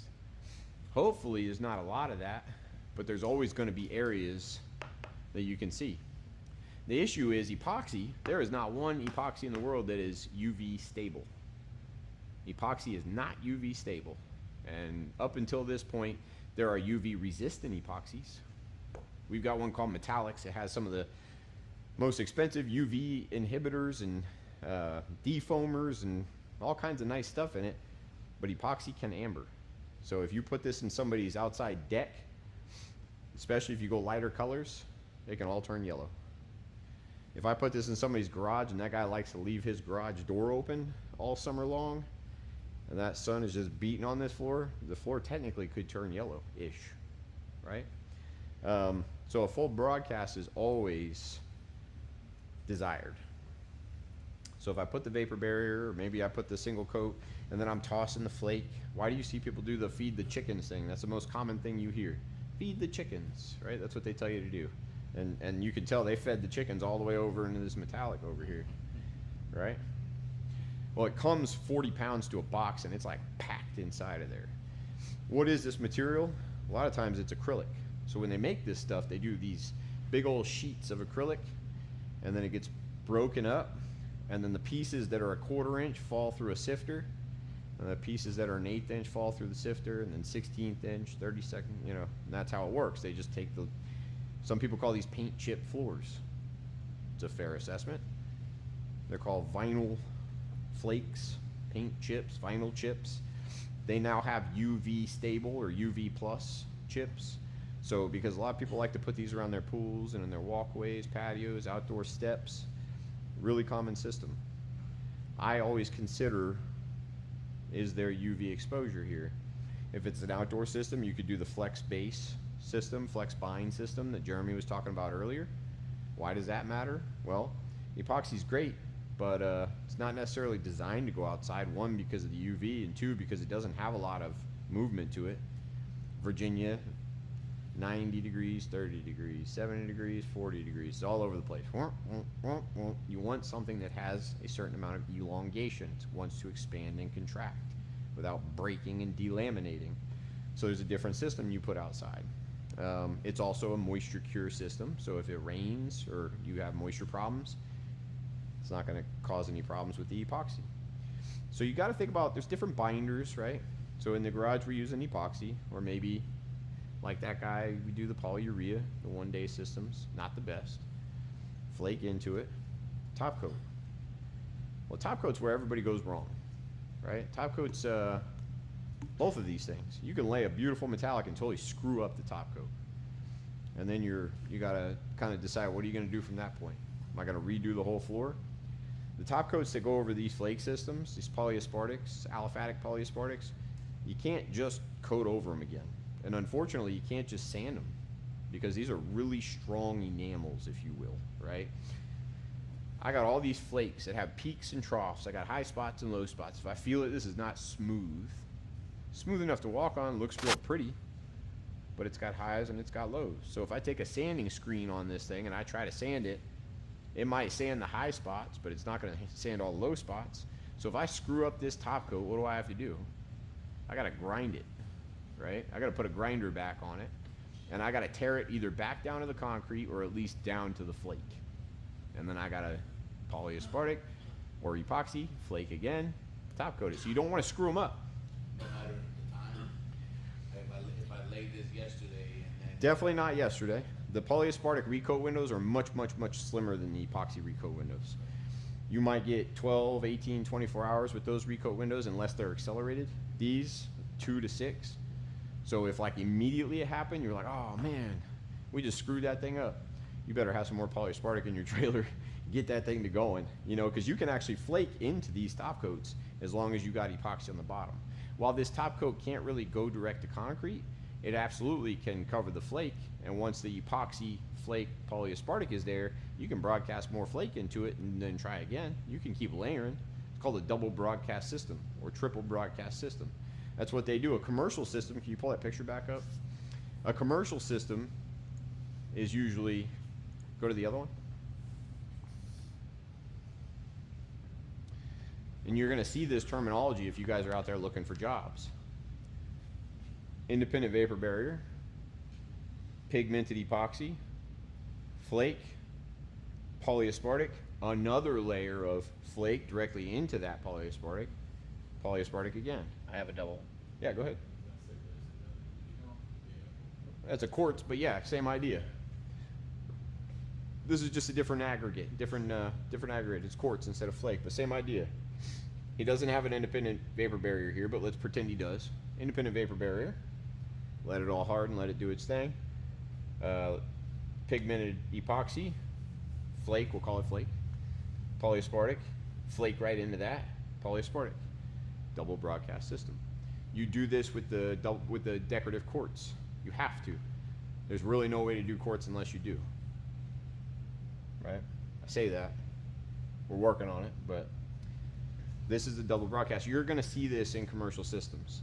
So when you go to bid a commercial system, unless you clarify with the GC that's on it or the builder that's on it, assume that you're probably going to do it that way, or bid different options, but you don't want to give them too much to where they're like, what the heck are you talking about? The difference between a double broadcast and not is typically a day of work, right? It's about a day of work, but it's not terribly hard, but it's definitely the more expensive of the materials that you've put into that job. We're going to call this dedicated vapor barrier, pigmented epoxy, quartz or flake, clear coat, quartz or flake, clear coat. Sometimes you sell ballistics. At that point, you're up $10, $11, $12, $13 a square foot. Layer, layer, layer, layer, layer, right? But if I got, I don't know, University of Mary Washington has a couple of deuce and a half, plow trucks that have sanders on the back of them, and they want to just go in there and park those things, and they're putting all their equipment for maintaining their fields, and they have all their stuff that they're going to be pulling in and out of there. Double broadcast system is probably going to be spec'd on that. That's all that means, more additional material. Equally important to grind and profile the same. So, make sense? Cool. Do you want to pull out sanders? You want to sand and prep this for tomorrow? Yeah. Let me see if I You got guys that. have the, you have it in you, the blood sugar to be able to get some things sanded down? I'd like to be able to get it sanded and clean on both sides of this. We're actually going to grind this because we can't sand it. There's nobody that is going to come in and pull in on this thing in this classroom, right? So I'm going to basically get this for the sake of demonstration. We're not going to do it like we would if this was a garage. If this was a garage, I'm either taking this back to concrete or I'm going to grind it till it's ugly, basically, to make sure we fix it. These have been down about a month, so I'm not taking any chances. I want to make sure they are well profiled, cleaned, and when we get here in the morning, we're going to put some product down. Maybe we can put some product down on this tonight so you guys can top coat it tomorrow. Where are we at? 4 o'clock. What time are you here till? 5? 5:30? Cool. Yeah. I mean, 10 to 5 is cool with me, but I'm not kicking you all out. We can hang as long as you guys want to hang. I want you to be able to get some hands-on this thing. I'll also have Jeremy pick up some MDF boards so tomorrow we can mess around up top here. You can get your hands in it. Questions? Thoughts? I tend to focus more on the realistic kind of business aspect of doing this. Don't give people too many options. It's kind of a good rule of thumb, but don't lose a sale to not having an option. So these are all the ones we keep here in stock. There's 24 here, right? These are the most, the top selling. We actually scaled this from 24 down to 18. So we got rid of a few of these that weren't, selling quite as much. Like these 4 are pretty much all the same when it comes to as many as we sell. So we backed off to like, these 2. The ones that we have in the garage on that big pinwheel, we sell the most of those, and we always have them in stock. So if you got customers that are interested, you can tell them, hey, I sent them down to Coating Central. I want them to go see the systems. We can help you close your jobs, right? We're not going to compete against you and install against you. They can say, hey, these guys sent me down. I came down to look. They said you guys had these systems, yada, yada, yada. Oh, yeah, absolutely. We're going to close that job for you. It's going to be a lot easier for us to close the job for you. Just don't let us down. We'll get it closed out for you. We can get materials out there for you. We can absolutely deliver this thing home. People like to look, touch, feel, see, understand. At least get yourself flake booklets and pictures. These will help you sell. Get some MDF boards from Home Depot and make yourself samples. Seriously, even if you wanted to have the staff order a pound of each of your 6 colors that you want to offer, so you've got MDF boards. Get some quartz out there. Make yourself some decorative, metallic boards. Take boards around with you if you're going to be pitching them and say, hey, these are some options. I will tell you, I don't have statistics on this, but I think you're going to close twice as many jobs if at least you have something to show them. Nick has the sewing machine. Oh, really? Okay. Can you make sure he drops that off at least so we can get the flake? We can do the flake tomorrow because we can get it flaked first thing in the morning. Why don't we sand and let's get some metallic down. So we're gonna sand, we're gonna solvent wipe, and I want to get some epoxy down tonight. So when you guys come in the morning, we can see the difference. I want you to take pictures tonight as to what it looks like, and then come back tomorrow and actually see the difference. If you have a floor like this, and somebody says, "Oh, I hate the finish on that," that doesn't always mean you have to sand it back down. There are systems that can go over systems, but we won't talk about that too much today. I want you to consider that profile and cleanliness is everything. It's the most important piece. Relying on recoat windows is not always the smartest move. Be the guy that's okay with sanding and cleaning in between each step. At least you'll sleep at night, 6 months down the road. So, other questions? Sanding and cleaning on these would be. It really is. I mean, we do it on hardwood, it really is the. so it wouldn't be Man, something it- far-fetched. I'm actually I'm surprised that this floor doesn't have more contaminants in it. Because like we got ACs right here blowing down. That's all it takes. It's gonna suck something into there and blow this out. I mean, we're literally right underneath the vent. This thing should be loaded with stuff. I put an exhaust duct in over here to try and help it over here, but usually you would have a whole bunch of stuff in here. Be all kinds of garbage in this. It's a little bit here. There's a couple of hairs. Actually, there's a big old hair right over here. Look. In case we ever needed to oh wait, no, that's just on here. Yeah. But you get them. Big long blonde one. You get them inside, that's embarrassing, let me tell you. Especially with me, I got big long brown hair. I can't blame it on anybody else. I mean, like, I have no idea whose that is. It's like Jurassic Park, man. They got my DNA forever. So, but it happens. The mask when we're sanding these or the mask when we're doing the concrete? I mean, better safe than sorry, in my opinion. Honestly, you're not gonna if he's gonna sit here and sand, palm sand. You guys want to hop in, get some palm sanding done. I wouldn't be too worried about it. If you want to throw a mask on, you absolutely can. We should have extras in the back, but better safe than sorry. I should probably wear a mask more than I do, to be honest with you. I'm just saying, I also sit here and inhale chemicals throughout the day that I shouldn't, and but when you're sanding this stuff, it's honestly, yes, you've got airborne bits of plastic, essentially, is what you have. When you're grinding concrete, it's different. You've got silica. Read up a little bit on silicosis. One of the things that I did when I had my surface prep business is I got an OSHA certified 350-page manual written up on my silica control. Silica safety manual, and that right there created confidence in me working with Class A contractors. That was one of the first things I'd send. Hey, this is my silica safety manual. This is my guideline to all of my guys. This is how I treat spills. This is how I treat air vents. And they, oh man, this is awesome. Because they're all about safety. They don't want to get nixed. Like, there's nothing worse. So yeah, I mean, we absolutely, the vacuums that you're using. There are guys out there you will see online that have like shop vacs hooked up to their grinders. Does not do it. Does not do it. You have got to get HEPA vacuums that are meant to do this kind of work. The only other industry that you'll see that's even close is woodworking. They've got these big HEPA, high-speed 300 CFM vacuums. Same thing for us. Right here, these little S26s, they've got 3 HEPA filters in them and 1 big conical filter. Those little HEPA filters would cost you like $600. That conical filter is like $450.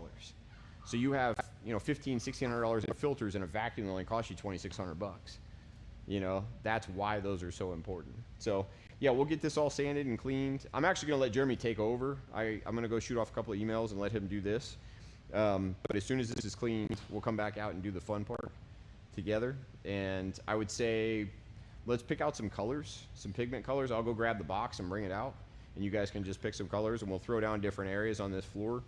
And then I'm wondering if maybe, I think what we'll do is first thing in the morning, we'll give this time to dry tonight. You guys can take off after this little area is done. First thing in the morning, we'll kind of hand grind this area down. It doesn't have to be crazy perfect, but we're going to show you a demonstration what it should look like. And then we will put the polyaspartic on this first thing in the morning. We will flake into it. We'll come over here, we'll work for a little bit. That dries pretty fast, and then we can actually top coat this and show you how to top coat garages appropriately. The key to a good top coat on either of these is using the right roller and the right squeegee. So you can, I used to say all the time, I could write a book for newcomers into the industry that was like 5 pages long and made me $1 million. And it would all be about the single bladed window squeegee. Actually, what did I say we were gonna call it? How a squeegee saved my business.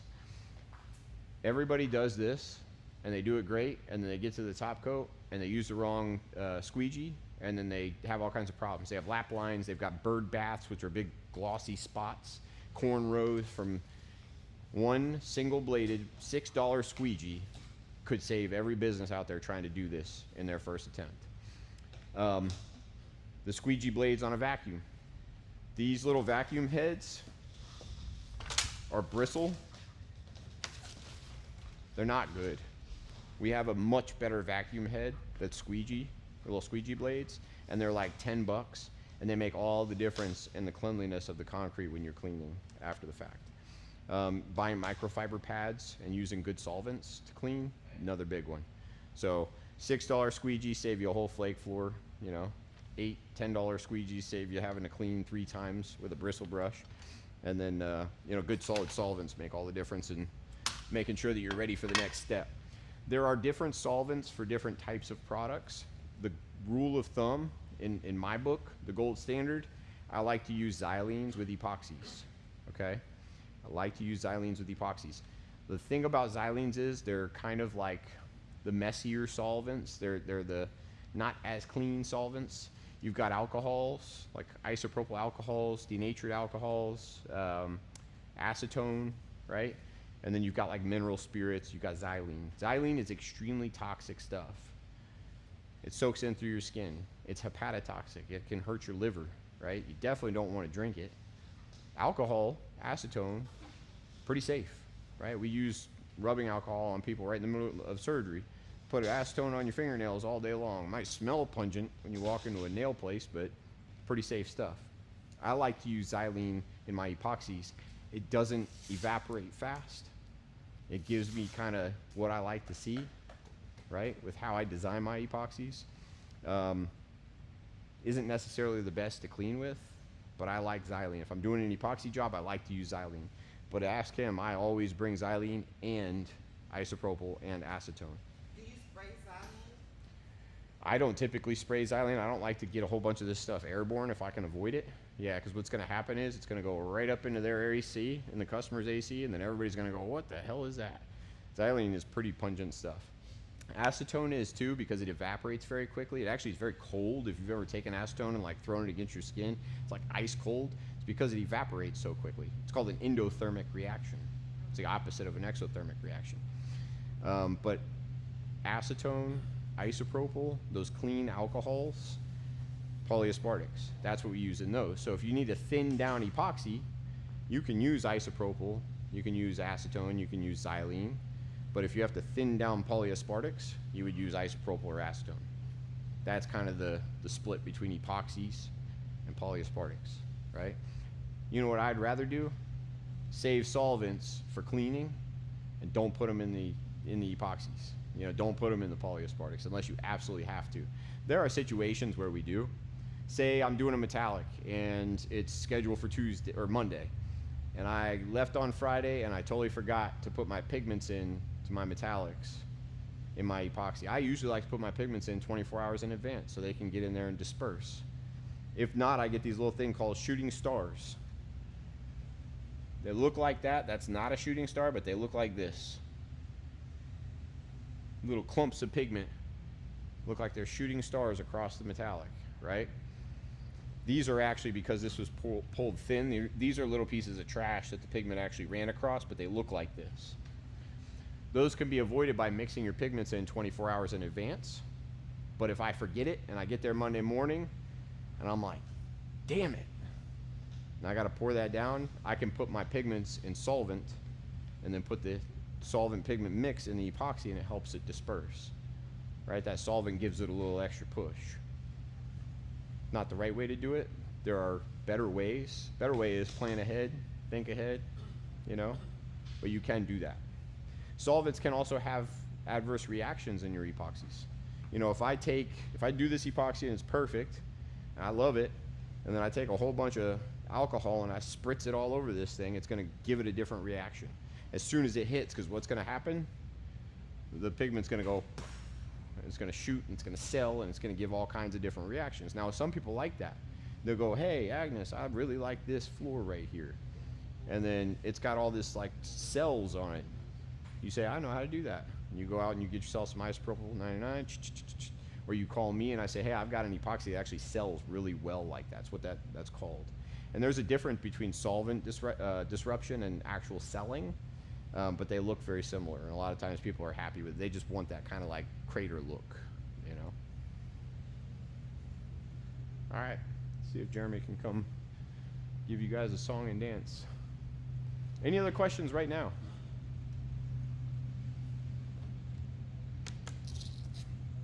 This is not pigments on this. This is like gold leafing. This is a student's board, so I don't know exactly what they were doing. But this is like epoxy that was put down, and then they just take like gold leafing from Michael's and take like leafing paper, very much like the Venetian plaster over there. You wouldn't typically do this on a floor. You would use a gold powdered pigment. Is the one from Meghan's okay? Which one? The one that moves? Which? The for other what? one's not in the truck. The Clark. You don't need to worry about that. Just palm sand the metallic. We'll do this tomorrow. We'll get a hand grinder. Don't worry about it, Nick. All right, thanks, man.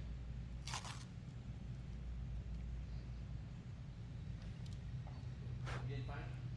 So, I don't know. Can you see them? Pretty fine pigments, right? Pretty fine pigments. You were asking if this is like harmful, you know, to breathe in. I'm not breathing in right now. I'm on one exhale. It's harmful to the camera equipment. Ask Justin. He had our camera set up for a live stream on a class that was over here. We got some pretty in-depth classes. We've got classes that we, you know, host for $5,000, $6,000, $7,000 that we really get in deep on hand carving on concrete. It's all hands-on. Typically, those are guys that have been doing this for a long time and they want to step it up. And we don't have to go over the basics. We'll get in and just get going. He had his cameras all set up in between this like artist that comes from the movie magic world, and he does this amazing stuff and would blow your mind. And he came walking in and he was like, everything was covered. Everything was covered. Every lens, every button, everything. He said, hey man, I got some bad news. I said, yep, that's pretty bad news. Who wants to, like, who's looking forward to really getting home and like playing with this stuff? Yeah. Yeah. Jeremy, in the morning, can you go by and grab a few kits of the ice that's open at Meghan's? And when I say a few, I mean like 5 or 6 2-gallon kits that are cracked open. Was it the 2? 1 or 2-gallon kits. We've got a whole bunch of extra ice clear kits that we can send you guys with in addition to your spending credit. You guys can get home and really play with and really start getting the feel for it. You want me to go ahead and hit this now and show them? Yeah, anyone else want to hop in? And yeah, I mean, it's pretty much, we're just going to sand this out. I don't think he's got a top coat on this, right? Did he? No, he did wet on wet. Yeah. So has anyone seen the top coats that they spray on wet epoxy? Like they top coat it when it's wet. It's called wet on wet. We have a product that does that. It's called Stealth Coat. And I'm not wild about it. You get much better protection. But I will say, people have been beating on this floor for the last month, and it's done pretty well. Definitely better than just soft epoxy. Now, I want this mask. It's Like like an N95, it's got the 2 cartridge it's filters on it. like a gas mask thingy. Yeah. Should I use that or just like a hospital mask? I mean, that thing's the bomb diggity, man. I'd be using that double cartridge filter mask, but you're going to be fine there for this at least. I want to do it. You want to get down and do this? Yeah. Do you have it with you? Because if Yes, not, in the car. go grab that thing. Absolutely.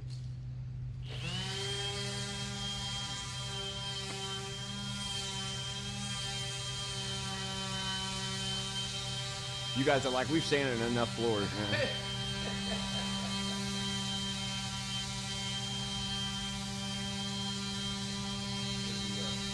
Day off. We might have some rejection on this since we did wet on wet. Because we mixed the chemistries of the top coat and the epoxy together, you know?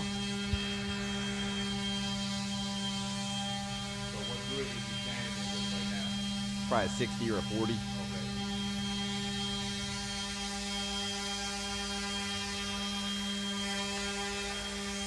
60. If we were going into a floor that was previously poured, If it had a top coat on it, it'd be a different story. oh, okay. Yeah. He's doing this because it doesn't have a top coat. It's got a top coat. They did a wet on wet, so we're gonna get it. Like ballistics was on here. We had to grind it out. It's tough. Yeah, you got to keep wrenching on it and wrenching on it. You can sand it, but you're gonna have to hit it with 40s or 60s, and you're gonna have to probably do it 3 times at least, and really start digging into it. You can always tell the difference because it's like, dude, you'll be on it, and you'll have your sanding screens, and you'll go like 3 or 4 feet, and you'll be like, why isn't this thing sanding anymore? And it's like, that's all you got out of the screen. It's that hard. It's tough. It's tough. Yeah, and you can take them and bang them out and try to flip them, but that's honestly people that like didn't do well with ballistics at first, because ballistics has to have a stable surface to bond to, right? It has to be chemically sound. It forms a molecular bond. It's got to have something stable. So if your epoxy is down and it hardens and it's, you know, in its recoat window and that closes, you're still chemically gassing for a week. It's a chemical cure time of 7 days, just like polyurethanes are 3, 5, 7 days. If you go to put that on there and it can't form a molecular bond, it's gonna push it away and it won't stick. So when people would screw that up and they'd be doing it the same way they used to do like a urethane, man, they had to sand it off. They'd be cursing me out. I'd get phone calls like, you know, I don't, yeah, I'm like, but trust me, I've had to sand and grind ballistics out of floors before that it'll make you hate it. But it gets so hard.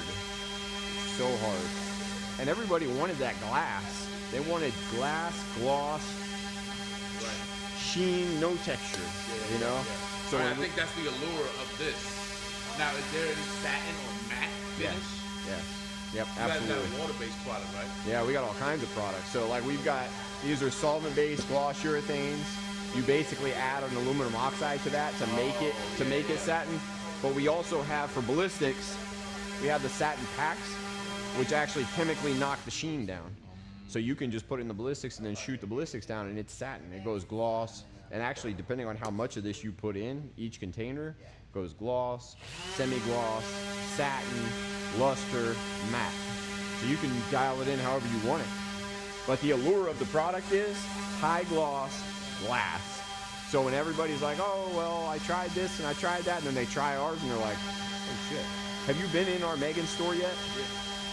You know that black floor up front? Mirror? Yeah. Black label. That's black label? Black label, yep.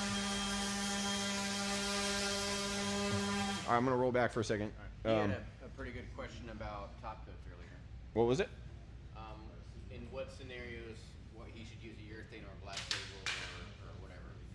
I mean, I think we kind of hit on that just now. If you want that textureless, you know, perfect glass, gloss, sheen, man, black label. That's just all there is to it. If you want it with extra punch, Squire. You know, if you want something that's run of the mill, it's budget, it's, you know, you want something that just, you can do that. Satin urethane, that high wear urethane is probably our top seller. You know, it really is. To get into the, you take away from the allure of the ballistics to add the satin packs, but some people are just ballistics fanatics. They love it. It's super hard, it's strong, it's chemically resistant, so they'll do that with the satin. But usually what I see is people go satin, they go high wear satin. People want gloss, they go black label or Squire. Just kind of how it falls. So. To answer your question. Yeah. All right. If you need me, just text me. I'll be right back. I use the restroom too.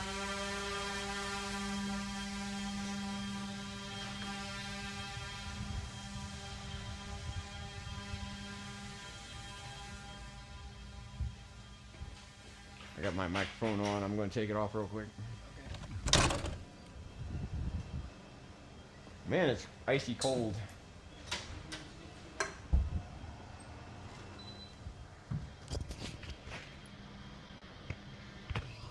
Thank you. I'm glad you caught that. That could have been awkward.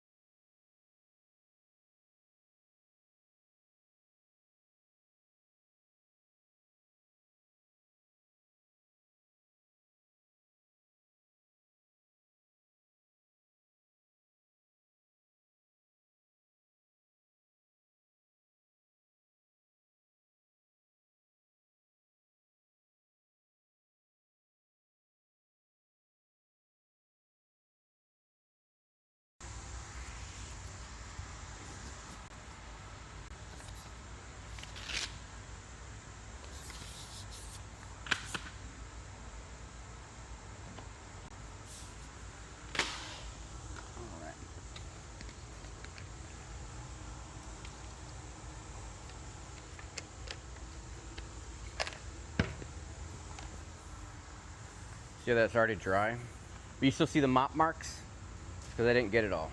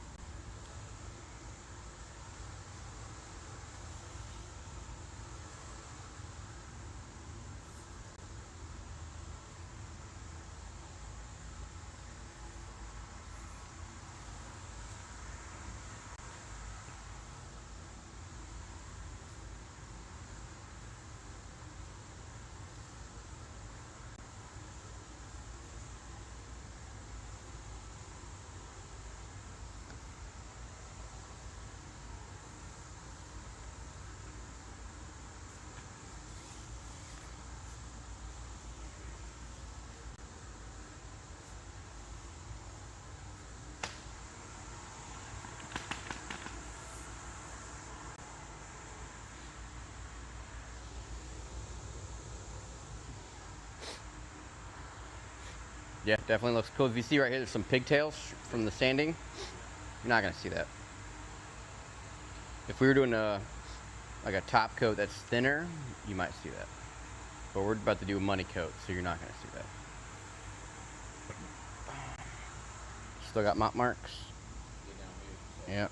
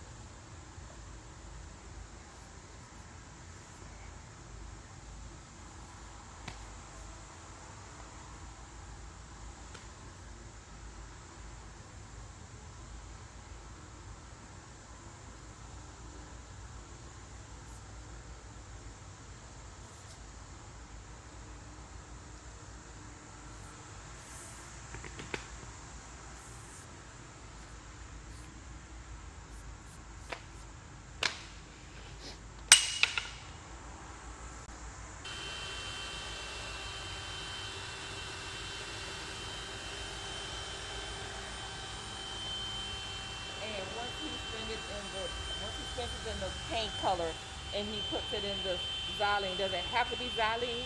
Is that, No. It could be. He could be cleaning it with acetone Okay, or alcohol. Xylene is just more effective and it will clean it faster. Okay. So acetone is almost as effective, and usually people are using one of the two. Okay.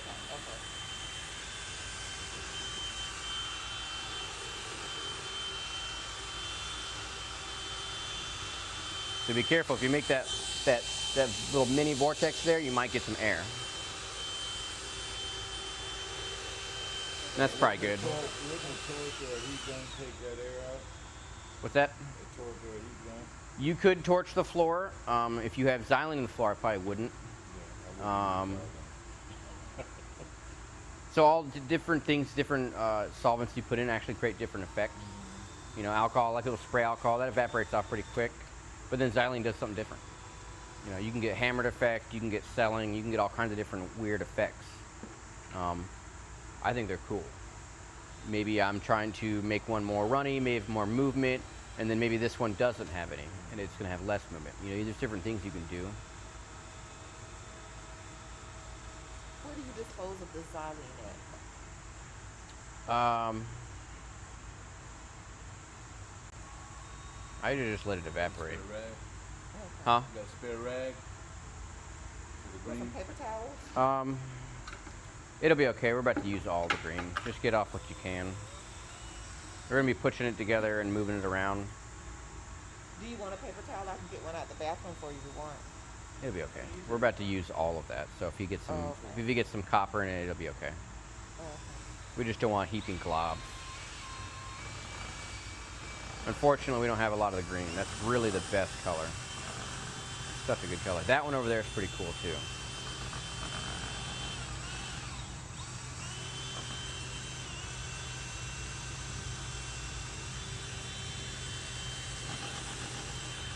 is the name of the color on the bucket? Or No, so we added these. They were all clear, and we took the jar or the bag, and we added it. Oh, Yeah, so, yeah, exactly. Okay, I understand.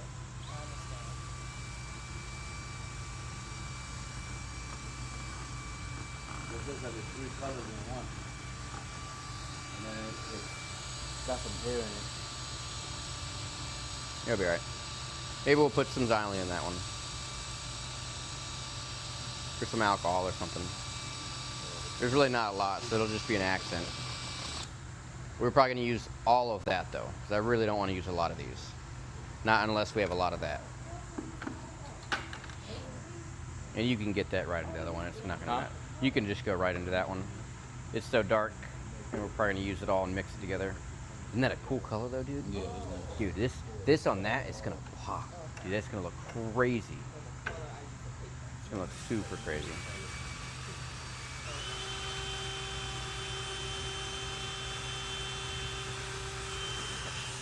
What color is this?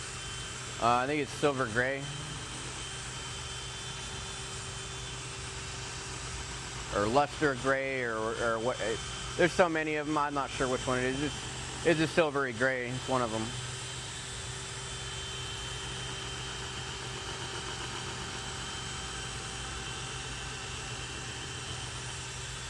Is that good? Yeah, that's probably good. Alrighty. So we'll take our mixing cups over there. And since these are all already open, I would consider them partials. None of them are full kits, so I'm not going to assume any of these are 2 gallons. We're going to measure everything. Now, if we opened a brand new kit and added the color that I knew it's 2 gallons, then it wouldn't be a big deal. I would just make sure I had a gallon of B and send it or whatever. I mean, not that we would need that much epoxy, but if you ever open something and it's already opened, you need to measure every time. If you're on a job site and you got some leftovers, and when your guy's like, oh, hey, I found some more, we're good. We're not low anymore. If it's open, measure it. Don't assume. Because you go dumping a gallon of B in there, maybe it's only a gallon and maybe it's only 1.75 as an A. Now you have way too much B. Too much B is worse than too much A, typically. It sets up faster. It's it could have a who knows. It might not be. You might have soft spots. I don't know. You want to have the ratio exactly what the TDS calls for. So what do you want me to do now? Use a bigger cup. Let's do. What if we got bigger than that? I think doing a larger amount of the dark one would be cool. All right, so unfortunately, these are really ugly, awful. You have to go on ounces, so I might grab a marker and mark it for you real quick.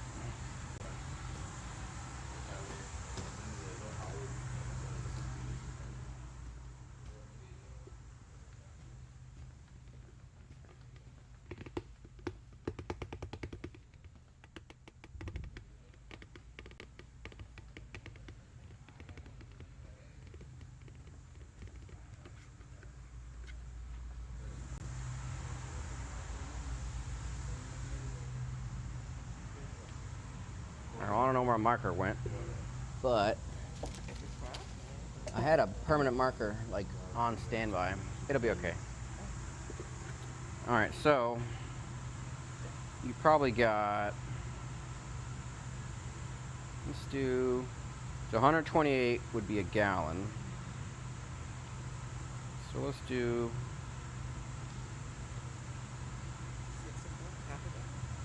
So a floor that size, I guess it depends on your predominant color. what's that? A floor that something that size, if you're trying to mix it up, you want to say what percentage of this color I want on that floor, or don't? Yeah, you would plan out I would do it by kit. Okay. So if I wanted mostly like a black or a gray, then I would do X amount of kits of that, and then if whatever my accents are based on which one I want more of, I would count out by kit. So let's say this was 5 kits and I wanted it to be mostly black, I'd probably do 3 or 4 black, and then I would do like a partial and then a half of whatever else, for example, because less is more, right? So if I was doing that, I would probably do a whole bunch of black, and then I would do super cool veins of the sea foam, and maybe some tiny veins of that, or maybe even spritz some in there. I mean, you could do some crazy stuff. We might even do that. I might. Do a lot of that. We're definitely doing a lot of that. You're just gonna have to make multiple mixes. This is the biggest bucket I got right now. So we'll do. Get my calculator. I really don't like these buckets. The Midwest rakes and the HDXers are way better. I don't know what brand this is, but I don't like it. So we'll do. Safe to say we got to keep a lot of these on deck. Oh, always. Yeah, big time. Midwest rake is the best. Midwest that's rake? what Meghan's usually has. Okay. Midwest rake, yeah. So yeah, so do 64 ounces of the A in here. 64. Yeah, and the best thing you could do is have a marker, and then you spin it around, and you have it like On the this, inside. and then you can see the back of the line. Gotcha. It's just not realistic with this exact bucket, so you might need someone to look at it for you. Dime cuando Tape está would work. 64, brother. 64. Ya, ¿lista? Voy.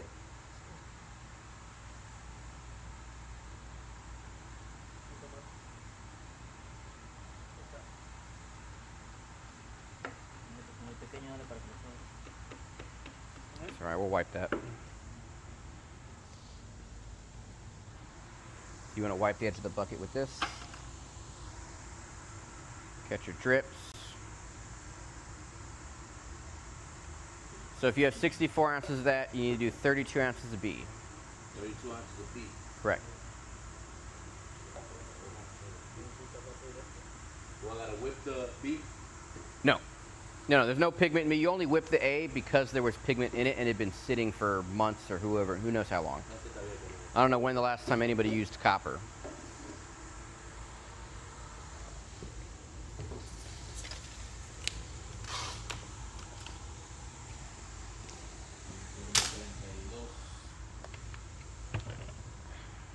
Said 32? 32.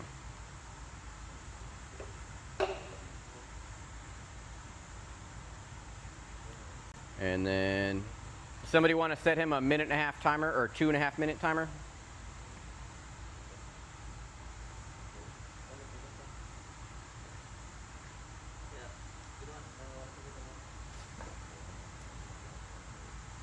When he starts mixing, set the timer then. Yeah, when he pours the B into the A. Is that pretty close? Yeah. All right, so you are a little congested here. We want to uncongest the mixer. I gotta pour one into the other? Yeah, you can just pour the B into the A. I'm about to whip it up too, right? Yeah, just don't whip air into it. So at this point, should we use that thing or just use the paint stirrer? I would use the paddle. Okay. Just don't. Now, if you were doing a countertop, you'd be okay with mixing it by hand, Oh, okay. as long as you're very thorough. Okay.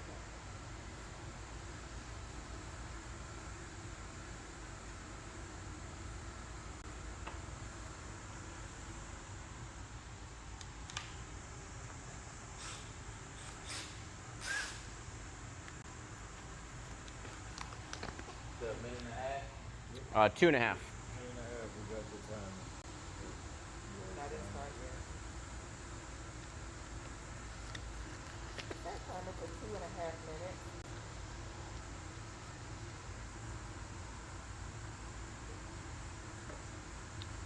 All right, so take notice what just happened.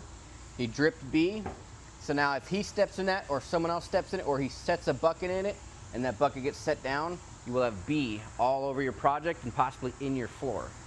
Not to pick on you, I was hoping you were going to do that. Sure. So that's just something. So Corey likes to have many layers of tarp, and so when that happens, he'll clean up his area and he'll just pick that piece of tarp up and move it, or plastic wrap. I just grab a rag and wipe it. All right, so now you want to make sure you hit, once you get the bulk of it mixed, get the bottom real good, the entire bottom all scraped. In the middle too, in the middle bottom. All right. Now make sure you hit the sides. So I do like a spiral and I just slowly go up. You know why? Makes it thoroughly. So basically, if there's any A, because you had the A in here first, Yeah. there's A on the sides, and the B's not getting to that A. So you need to scrape it off. You're basically scraping the bucket. Okay. Without a paint stick, this is how you do it. You got 1 minute and 9 left.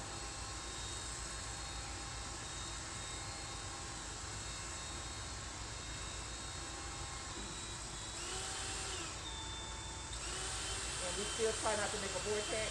Yeah. You make a vortex, you're gonna have bubbles in your floor. Okay, you got 52 seconds left.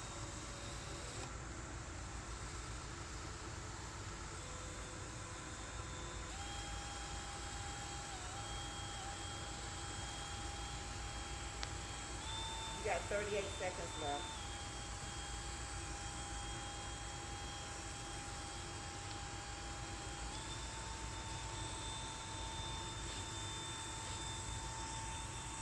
All right, you want to pour out and measure some green.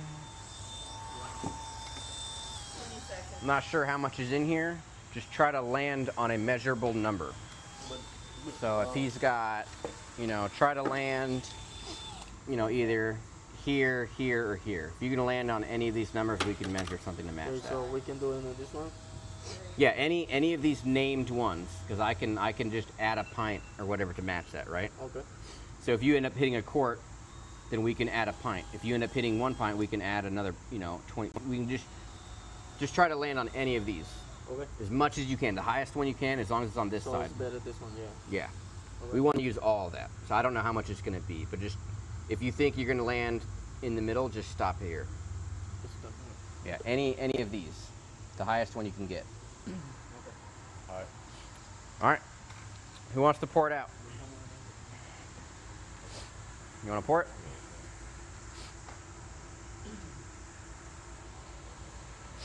So,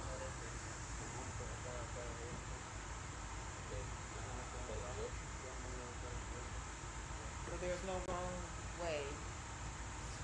not unless you have a design. If you're trying to go with a certain look, then you might place it strategically. Okay. But we're trying to get as much of the darker color out as possible. Oh, okay. And you don't have to do it continuously. You can stop and pick it up and start back someplace else, or do you want a continuous line?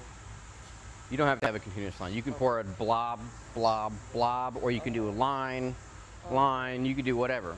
You could just put a whole bunch of kits out, roll the whole floor if you wanted, and then come back and add some other colors. Or you could just do all different random colors. It's whatever.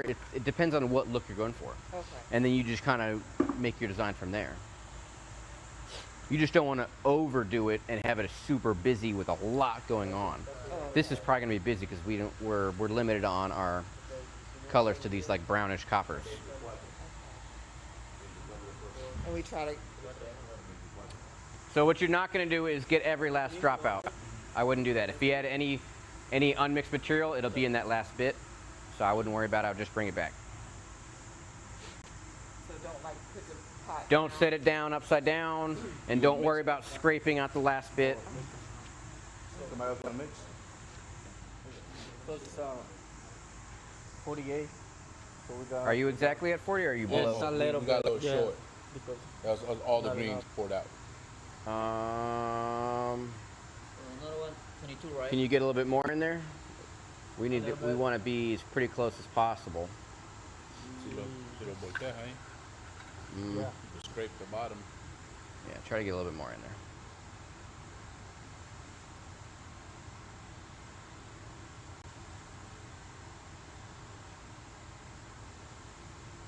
That's pretty close. We'll call that 48 ounces.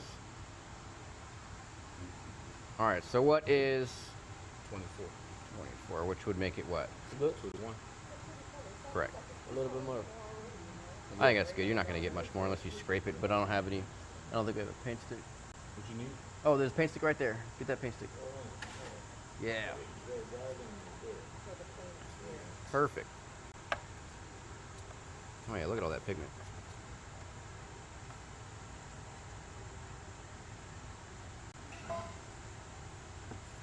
And that's good right there. That's good. Yep. A lot of that's just straight pigment anyway. And so that might be a little blobby. So then, Alright. hacerle 24 del parte B. We'll probably just keep that to the side for a minute. Let's make another one of these. Do the same size. So if you need to, you can wipe it. 64. But you gotta be careful not to kick this over. 24, right? That's okay, I'll just put it right here. You want 24 of the B? 64. Yeah, that'll be for the A, or for that. For this one, it's gonna be, what was it, 32? 30. Oh, 48, 24. Yeah, here, you wanna put 32 in that one. 32. Yeah, this will be for the green one. This is 24, right? Yep, Yeah. 24. All right, so that's for that mix. Okay, okay. So, because this is 2, 1. Oh, So okay. this will be half as much as that. Okay. So now if that's going to be 64 ounces, this needs to be 32 ounces. Okay. ¿Cuánto vas a hacer aquí? 64, you said, right? Yeah, 6'4". So, here, right? Yep. On quote. Sí.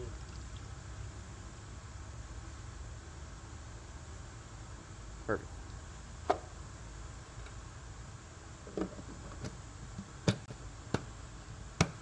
And right there. Perfect. All right, need a timer. Get that poured in there. Let me get you another rag. A whole bunch of rags right there. Your phone died? No, it didn't yet. Oh, is it about to? It's just red. Let me see what I got. you got iPhone? iPhone charger. ¿Ah? Dale, échalo. Set timer for 2.5 minutes.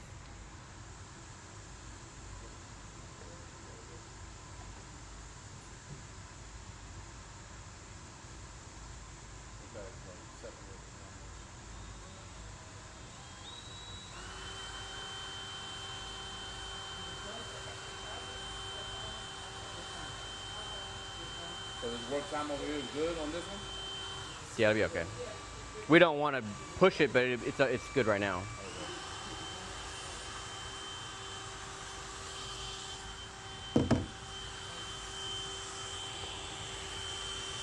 Dice que seguro que entres hasta abajo, a los lados, en el medio. And make sure you get the bottom.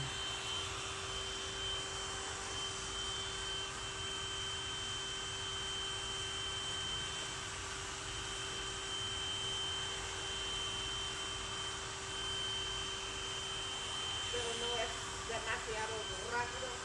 No creo que es demasiado rápido.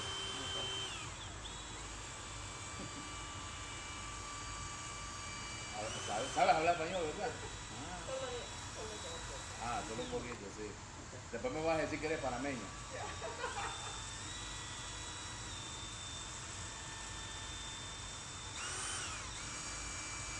¿Cómo está? 1 minute and 5 seconds. Is that the rule of thumb? What? A minute, 2.5 minutes? Depends on the product. Depends on the product. Check your TDS. TDS is going to tell you exactly how much. Or they're going to tell you how much once it's mixed. Yes. Once A and B are mixed. Yeah, it'll tell you how long to mix it. They might even tell you what tool to put it down with. The TDS is the Bible. It's literally whatever. It doesn't matter what product it is. Doesn't matter who makes it. The TDS should tell you everything. What depends? The B or A? What's that? For example, this is A and this is B, right? Yes. For what product depends? What's that? You said for this, the time is depend the product, right? Yeah. So these go together. This is the one product. The product is these. So like the kit would be 1A, 1B. That would be a kit. Yeah. You don't buy them separate. What color's what? How many seconds? That's like, I want to say that's, I think it's silver gray or luster gray or something. All right, so we want to pour that out over there. ¿Quieres echarlo, varón? ¿O tú mismo lo quieres echar? Or do we want to do two different style or two different color schemes?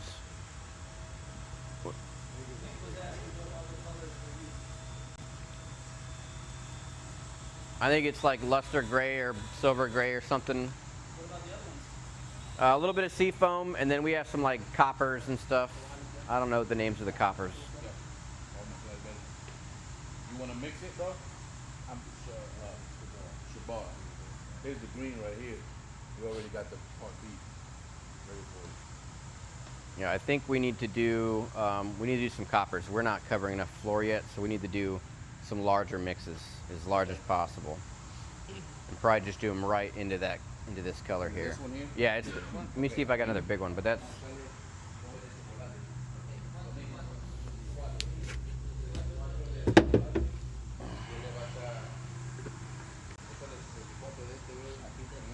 Here's a better bucket. Just do that. Do either one of those. Yeah. Whichever you guys think you like better. And just do a big mix as quick as possible. All right, yeah, you can use that, but that's fine. The part B is over there. And then that's the same ratio though? Yeah, 2 to 1. So this is for the green. We probably want to do the green last since we have the least amount of that. I'll put that to the Yeah. side. I need 32. Yeah, then the other is 64.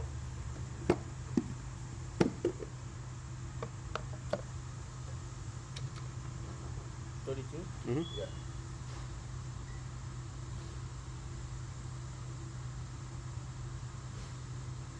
What's that big bucket you have, bro? This over here. You want me to do another brown? Sure. Yeah. Démosle. Here, we can go ahead and get rid of this, actually, and get this out of here. 64 milímetros. 64 You ready with the time? Here's some paper towels too. for Que yo me. lo he hecho, tú me dices. Okay, thank you. ¿Listo? Voy. Which one's the green one? Oh, that's the light copper.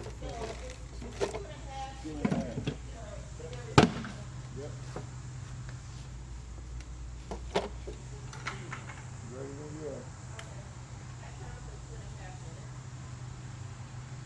Pues te haces otro 32, bro. ¿Otro más? Otro.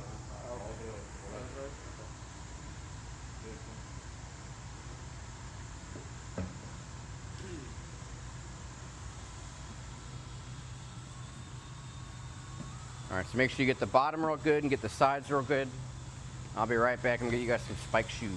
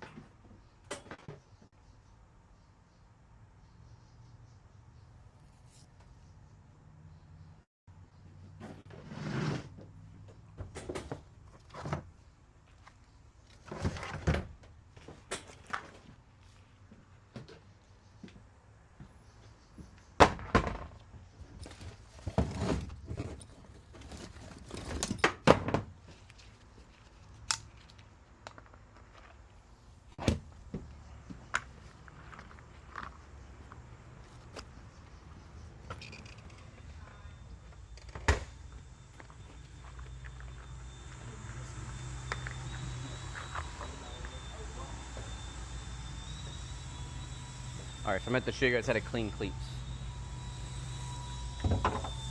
See all these? That's quartz. Remember I said clockwise? You just grab it and just spin. But you gotta do it clockwise. If you do it counterclockwise, you will loosen the cleat. Sure. So grab, twist, grab, twist. It's pretty simple, you just twist it.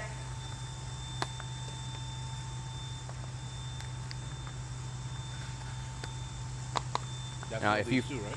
Huh? Yeah, we sell everything, dude. Literally everything you could think of for a floor, we have it.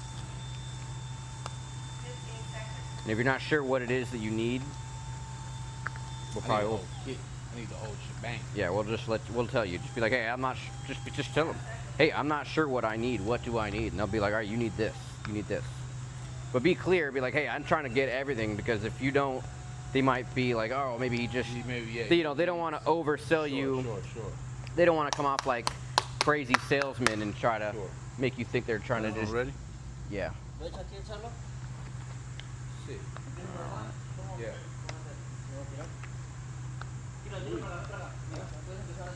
Here's the one. Oh, you just clean the one. Yeah, I was showing them how to clean. So you grab it and you twist it clockwise. Sí, ahí ya mezclando. So when you do a flake, it'll look just like this. This is quartz, from our quartz class. Flake, it'll look basically the same. It'll just be larger pieces on it. Do you like that shoe better than the crappy one? Depends on what I'm doing. If I like to have someone who can get on and off a floor, but the strap ones I do like better. Why? I can move faster with them. And once I'm on the floor, I'm not the one getting on and off the floor. If I'm leading a project, I would have someone else running on and off the floor. All right, guys. So these cleats are not super clean. If you're doing a metallic, you might even want to get new clean cleats. So that being said, those are not on all the way, bro. You want to slide your foot all the way in there. Yeah, you're about to fall on the floor. Yeah. Yeah. Slide your foot forward. Yeah. Is it fitting? Yeah, that's done. All right. Let me see. Yep, there you go. So what you do is when you put these on, you kick something. You kick and it pushes your toes in.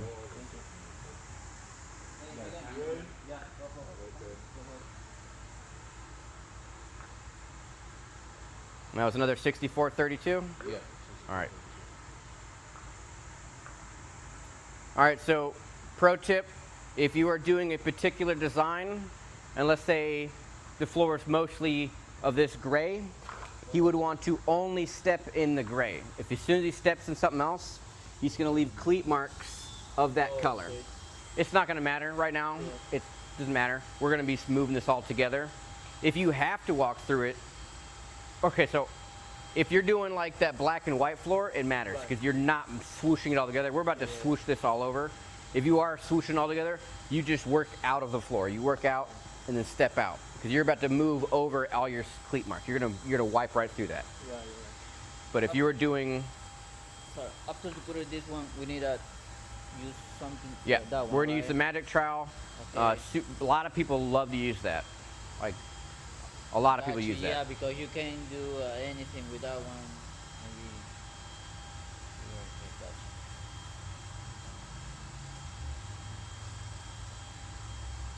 All right, as soon as this one's done, do the green, and we probably got enough, maybe. The green spot. Minuto. Just the green spot.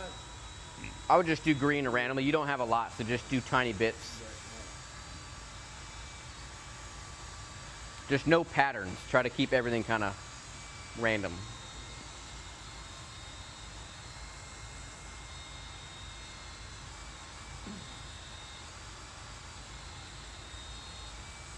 We got any more of that silver gray? Or not really. Enough for a whole. Yeah, not enough. That's not worth measuring out. Once we move it around, it should be cool. You think it's not enough? We'll find out. 2.5, right? Yeah, 2.5. And we got 30. See, I usually do the stopwatch, and I just have it sit next to me. So your mixer should always have a bunch of rags, solvent, extra buckets. You should have all these things pre-staged beforehand, so he's not looking for things. Yeah. Because if everyone's on the floor and the mixer's outside or wherever, he's by himself. Yeah. You know what I'm saying? He can't be stopping His mixing. job should be just mixing. Yeah, he shouldn't even have to Shouldn't get up. even have to get up. Exactly. I mean, unless you don't have the manpower. Sure. But if you got the manpower, there should be a runner. Yeah. So he can just mix, hand off, start mixing again. Falta 5, Yeah. 3, 4, 3. You're good. Yeah, You're good. So with those shoes, you don't slide. You step. You can slide. I mean, you don't want to slide your feet, but let's say, Yeah, I mean, if he steps into this, he might slide. Okay. Yeah. Oh yeah, definitely.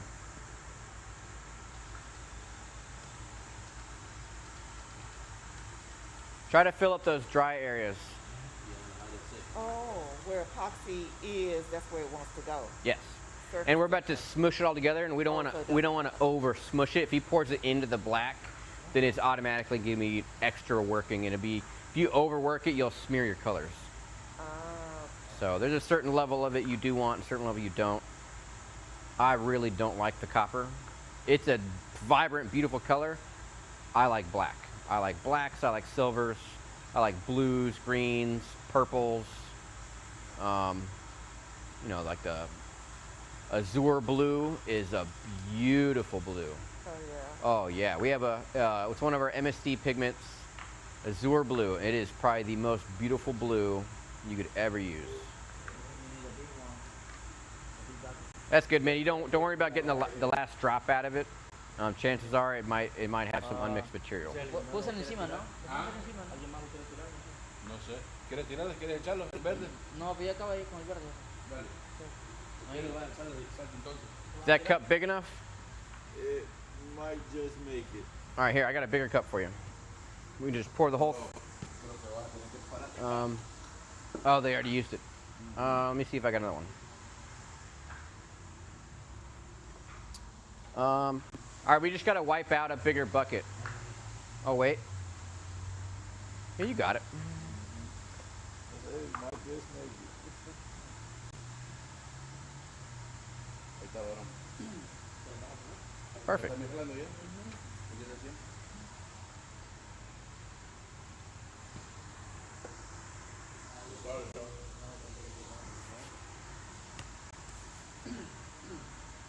The gray actually makes a different kind of gray, Jeremy. No?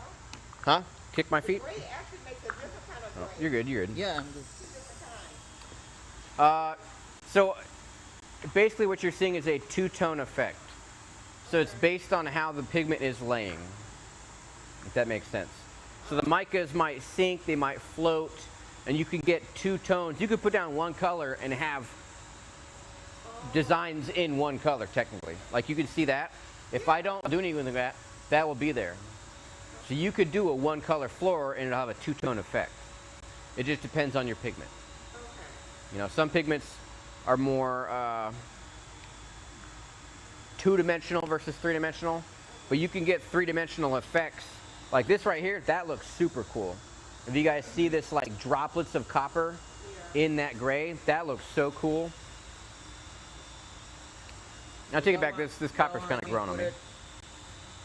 Yeah, I would try to fill some of the dry areas, not the outside. I would maybe one or two outside randomly, but then most of it be kind of randomly in here because we don't have a lot. Like you have a tiny bit. All right, you do have some B on the top still. Make sure you get that.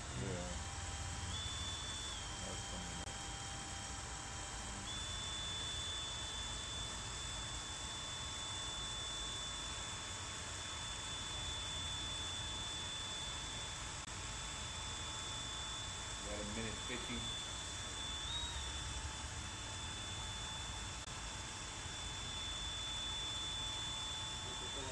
Like this green, if you look at him while he's mixing it, the two-tone is like super dark green. Make that, do that, hold it in one spot and let it make the dark spot. You see that? Yeah. It's just the angle of the mica and stuff like that and how and where it's placed in the binder, essentially. So, like I said, this is one of my favorite colors. So the drill doesn't have like a 1, 2, 3, 4, so you just have to do it with your finger. It does have power.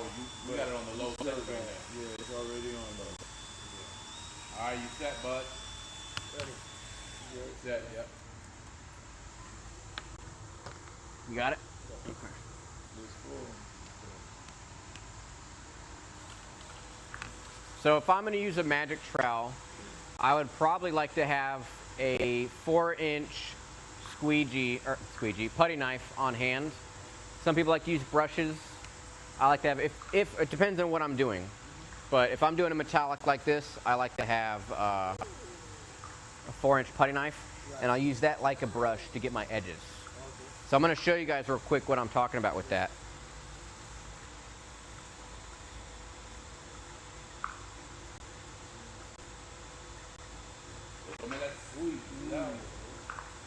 Tome la libertad de grabarte aquí, varón. Por tu Dale, teléfono. dale. Tú quieres para los archivos ahí, para que le enseñes a los gallos, a los causas. All right, so if you have something like this, oh, look, see that? Okay. That is creating selling. That is the pigments pushing against each other. That just So naturally happens. that's a natural effect that you were getting. If you don't mess with this, you could probably it'd probably keep doing it. You probably get more of it. Okay. And if you were to put like solvents or stuff like that in one of these colors, it would be even larger. But so if you have something flat like this, yeah, I could drag it around the edge, or I could get it wet, and then kind of like see that dry spot there. I'm just gonna see how I just did that. I'm getting it wet. I'm not even having to pull it. It's gonna pull itself over there. You know, unless it's like super dry. If it's a big area. You see how I just got that all wet? That's gonna pull into the edge. So I need push a pressure or just You just pull it in however you want, man. If you like what it looks like, leave it alone. If you don't like it, do something. But I would grab right here and I would just kind of do that. from there? You know, you're just getting it wet. So make sure you get that right there. See how you didn't have a lot of material? Hit it right there again. Yeah. And sometimes you can even just tap it. You don't always have to pull it. But now that it's wet, it'll, you know, if you have enough material, it will flow out. So I just came. Just as long as you don't do the same thing over and over, kind of do different Cámbiale la. things. Muévelo. Don't make patterns. Just do abstract movements. But whatever you want. And there's a bunch of different tools you can use that have different ways of movement. Yeah.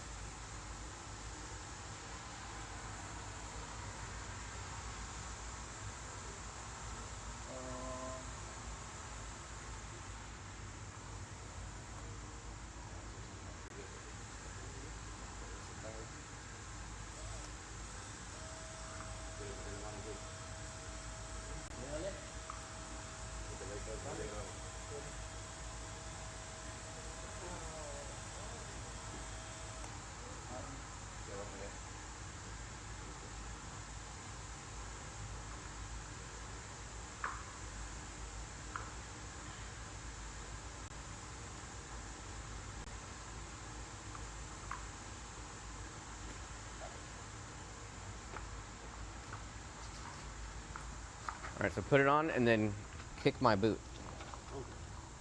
Kick it. Yeah, good? Yeah. Here. Y todo se nivela, se jala. Good. In Germany, you say this epoxy takes longer than that flat floor. Correct.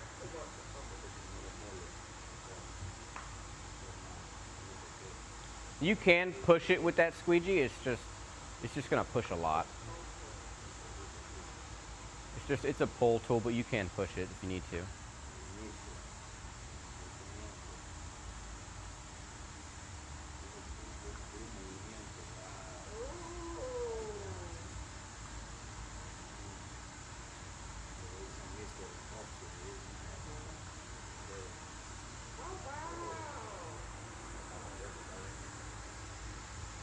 So make sure you guys get the dry spots.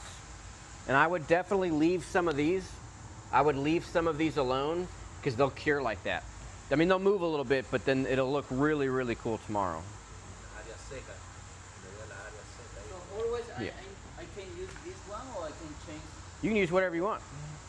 Oh, You could use a phenolic roller. You could use a regular roller. There's even a thing where it's like a T. It's called a T-bar. It moves. It's just like a bar. Corey likes to use a phenolic roller. He loves the phenolic roller. His designs with the phenolic roller are awesome. Something like this. You might leave lines in it if you use that. Those lines will actually be in the floor, in the mica. It'll be flat, but you'll see the lines.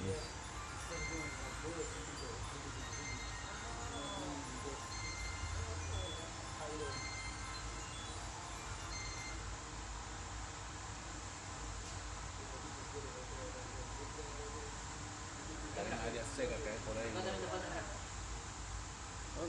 Oh. Y ahí esto se puede poner acá. Porque tiene que meter presión, ¿no? Para eso tiene que ser.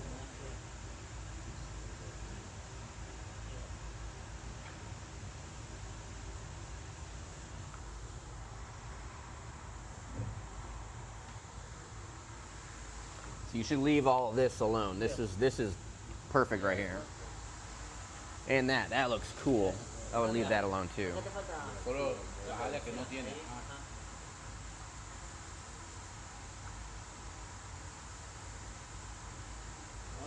Y si intentas darle ahí en esos huequitos nada más para taparlo, ahí nomás, en ese dato, ajá, ajá, también ahí,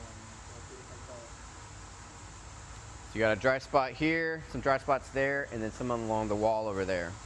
You guys can even take your finger and connect those without disturbing too much of it, because he's smearing a lot with that particular tool. Yeah.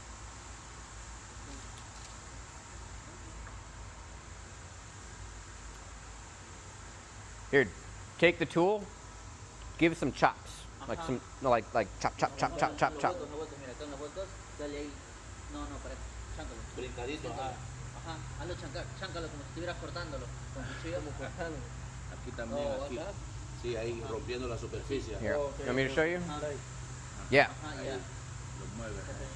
Ahí hay seca ahí. Solo quítale. Con la otra clase de Ajá, ahí.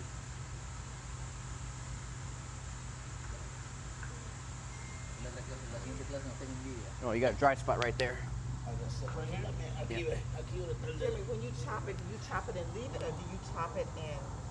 I'll just, you can do whatever you want. I was just trying to show you guys that if you chop it, you can make lines. Acá creo que le falta en esa esquina. Aquí la manipulo. Aquí la Vamos a manipulo. lograr esto. Acá no. Sí, aquí nomás lo voy a hacer.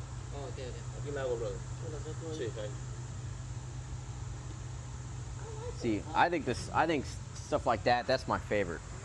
It's like natural. Yeah, that's cool. That is super cool. Con una también puedes jalar. You know, Por los bordes. most of the cool stuff is the things that you don't have to mess with. So notice how it looks super muddy when you first messed with it, Yeah. and now that it's kind of leveled out, it's less muddy. And then the different tools are Let me ask you. more or less muddy. He has cleat marks Yeah. in that area. How do we He just works his way out. work it? So cuando vayas a terminar, Ajá. vete saliendo, corrigiendo tus áreas donde están tus tacos ahora mismo. Ok. Te está dejando, dejar de tal manera que sales y dejas eso ya. Do we have any denature?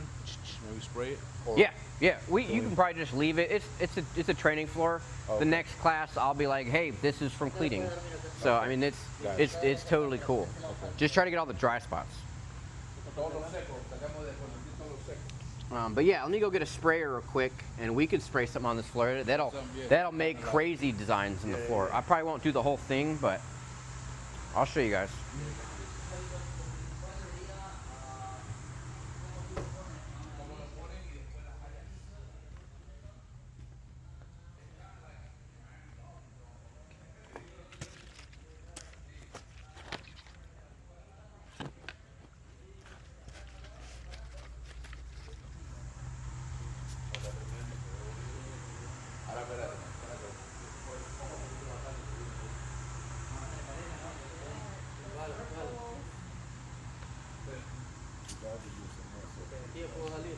Are you ready? That's right. What's that? That's right. Yeah. Do the honors. Where? So I would just do it in the air at first, so you can see what that does. And do a light mist. Just try to avoid the area over there. That area looks really cool. Yeah, definitely do it right on the cleats. ¿Eso para? ¿Es agua? Alcohol. Es otro diseño. Es lo que le estaba explicando, que separa el... Oh yeah. Watch out for the camera. Let's not block the camera. Dale a los que no están afectando. Yeah, that's what I'm trying to get over here. Y le das más arriba. Ajá, ahí está bien. Aquí tenemos. So look, can I show you something real quick? Yeah, sure. So if you do a fine, that was a semi-fine mist. If you had pulled it all the way, it would have been a little finer. I think that's probably the perfect size. But if you make it bigger and you just kind of do the same thing but with bigger drops, it'll actually make a different effect. If you can get like big drops to come out. Oh, okay. You just gotta be careful not to make big dimples.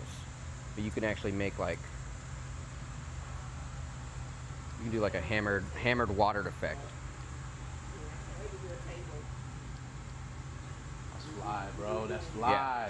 And if you were to use like xylene or something, you would get like a huge, so this is kind of a hammered effect because it's so much. You know, it looks like someone hit a hammer.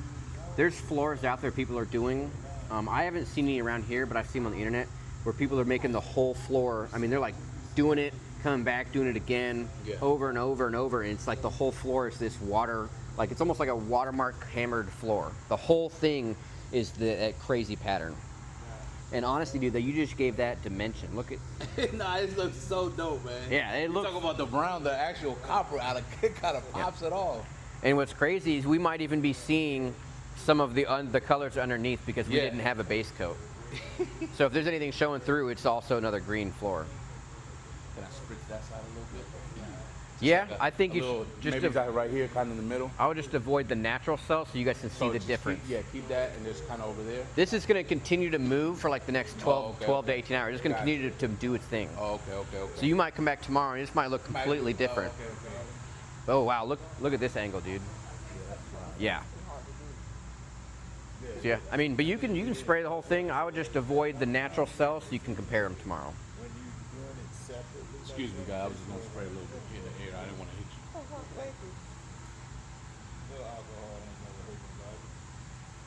It looks so good. Esa cantidad está bien. I would do it this way. I didn't want to mess with the natural stuff. You can do it this way.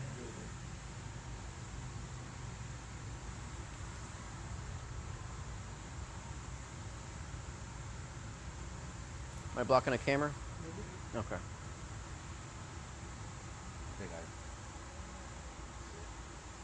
Nah, it looks good, man. It's amazing how it's moving though. Like, Yeah.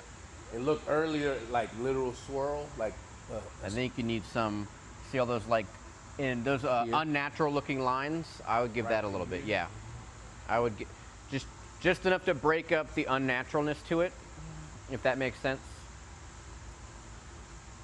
So that's one thing you want to avoid is you don't want your floor to look. I mean, it's not going to be natural, quote unquote, because it is a synthetic floor with synthetic materials. But as far as the movement of liquids is natural. So if it looks like a human manipulated it, it's less natural. You want it to be more flowy and to kind of look like it just happened, if that makes sense. So are there any, with your eye, are there any areas that you would touch again that doesn't look natural? Yeah, but I mean, what I just had him spray, which I think that was enough breakage. I mean, maybe that long line there, but honestly, that it's probably going to move around for the next 12 hours or so, and it'll look cool. I think this looks cool already. Yeah, I like it. Mira, acá le puedes meter la... You got a blower? I do have a blower. What's up, bro? You got all the right questions. I'm gonna show you. All right.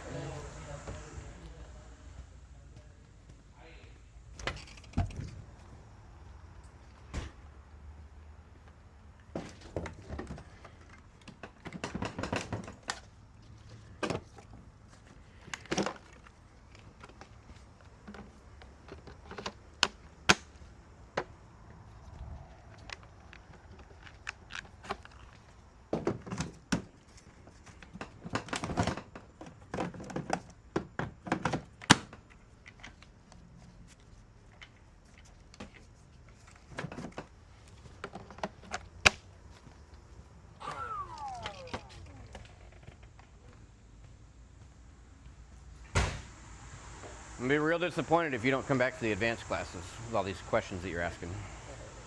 Yeah, you show me. All right. You show me. So we'll do, you don't want to get so close that you blow it out, but you can make rippled effects. You just got to be careful. I would start easy.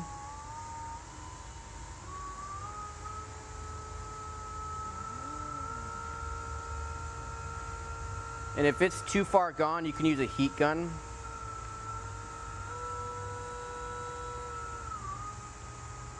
And these will be just like accent pops here. Yeah. And then will it settle back? If it's not too far gone, yeah. I mean, When you say too far gone, what do you mean? like if it's too set up. Oh, setting up. Oh, setting Yeah. up. Got you. So what's happening with all these designs you're seeing is we're moving it, right? And the mica is being manipulated and then it's resinking. And then the epoxy that's, because it's sinking to the bottom, right? It's so tiny, the epoxy is re-leveling over top, but the epoxy is clear, right? If this was a liquid pigment, there wouldn't be any sinking and whatnot. It would just be what it is. But like if you look right here, that's almost perfectly flat already. It kind of settled back. Yeah. down. So the mica, we're moving it and it's manipulating the mica and then, So the mica's settling. correct. The epoxy's. I don't know if I do want to move that. From over there it looked weird, but from here it looks, that looks perfect like that. Yeah. So maybe this area here is pretty boring here. I just don't want to mess up those.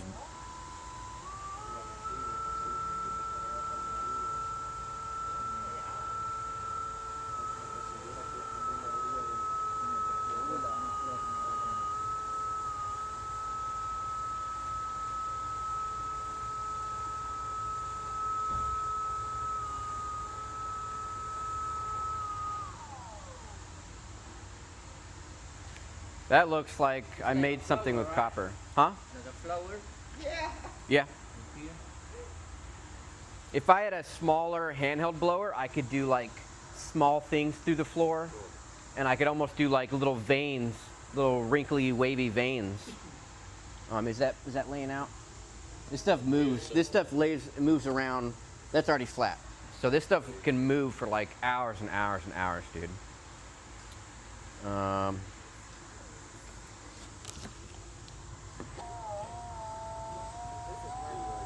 Oh no, the flake. Why is there a loose? Fuck.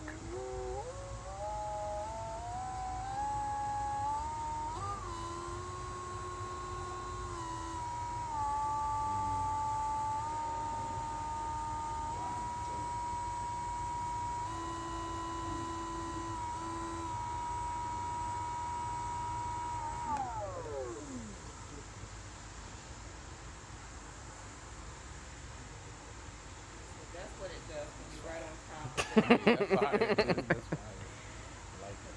So I like to do it with lighter colors on darker colors. So if I have like a white vein going through a black floor, doing that makes it look like ghostly wisps or like smoke. And I mean, it could be the world of difference. So actually, that on that counter over there, you see that red, black, and white floor. Danny and Madden were doing a class, and they were doing the white veins through it. And I was like, man, that would look really cool if we hit it with a blower. And they were like, and they're like, all right. And so we hit it with the blower, and it like took it to another level of more of an organic flow. And I was like, yes.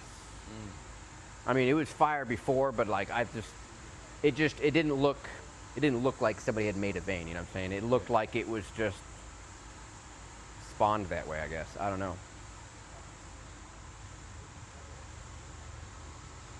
Yeah, if I had a more focused thing here, it'd be better. Damn. I look crazy in the picture. Yeah, send me all the photos, please.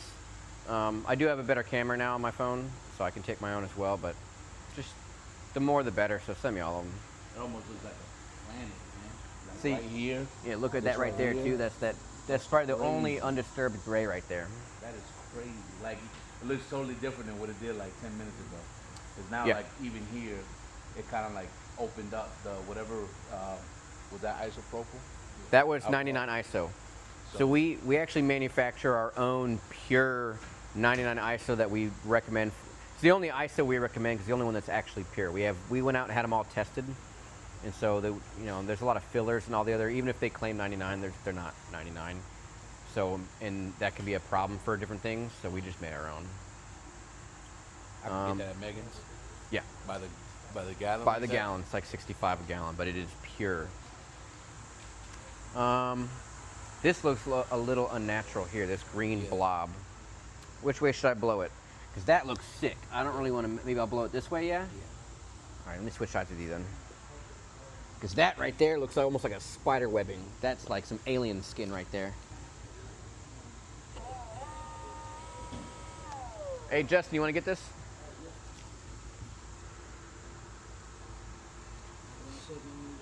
I'm blowing this green blob here that's just kind of flat looking. I'm going to try to do it without disturbing the webbing here. Good. Good?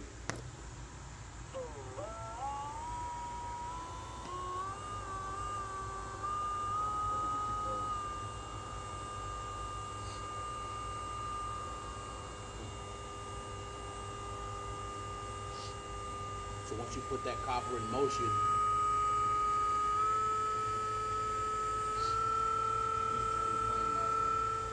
He likes to come and play. Can't leave him here on too long. Yeah. Come back, everything will be open. Dude, I love epoxy.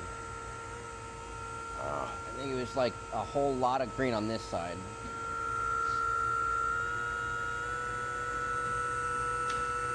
like to do it before everything. So, right here in the fly, pour a big blob.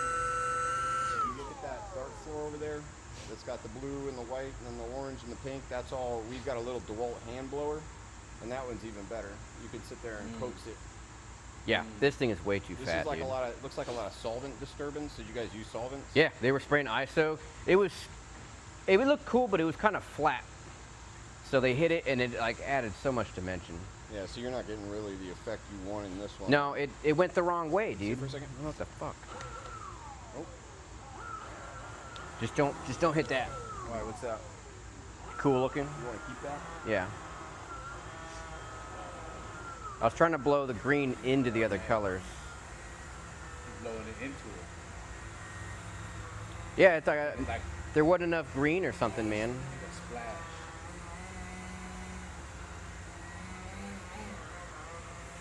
We might have a heat gun around here.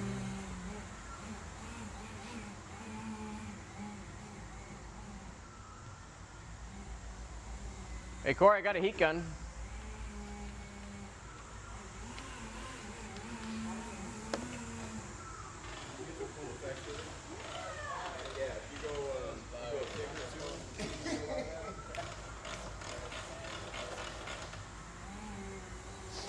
All right.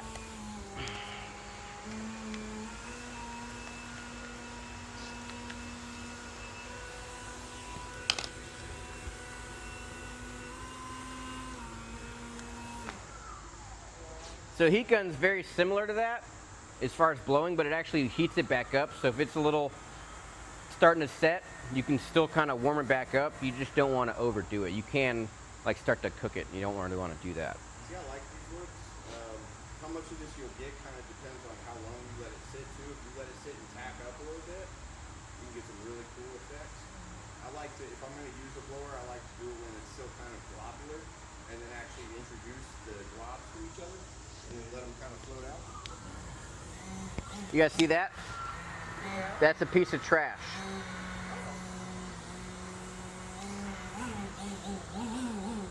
Don't try to get it out. I could try to get it out, but I'm gonna leave it. And then we might do something with that tomorrow.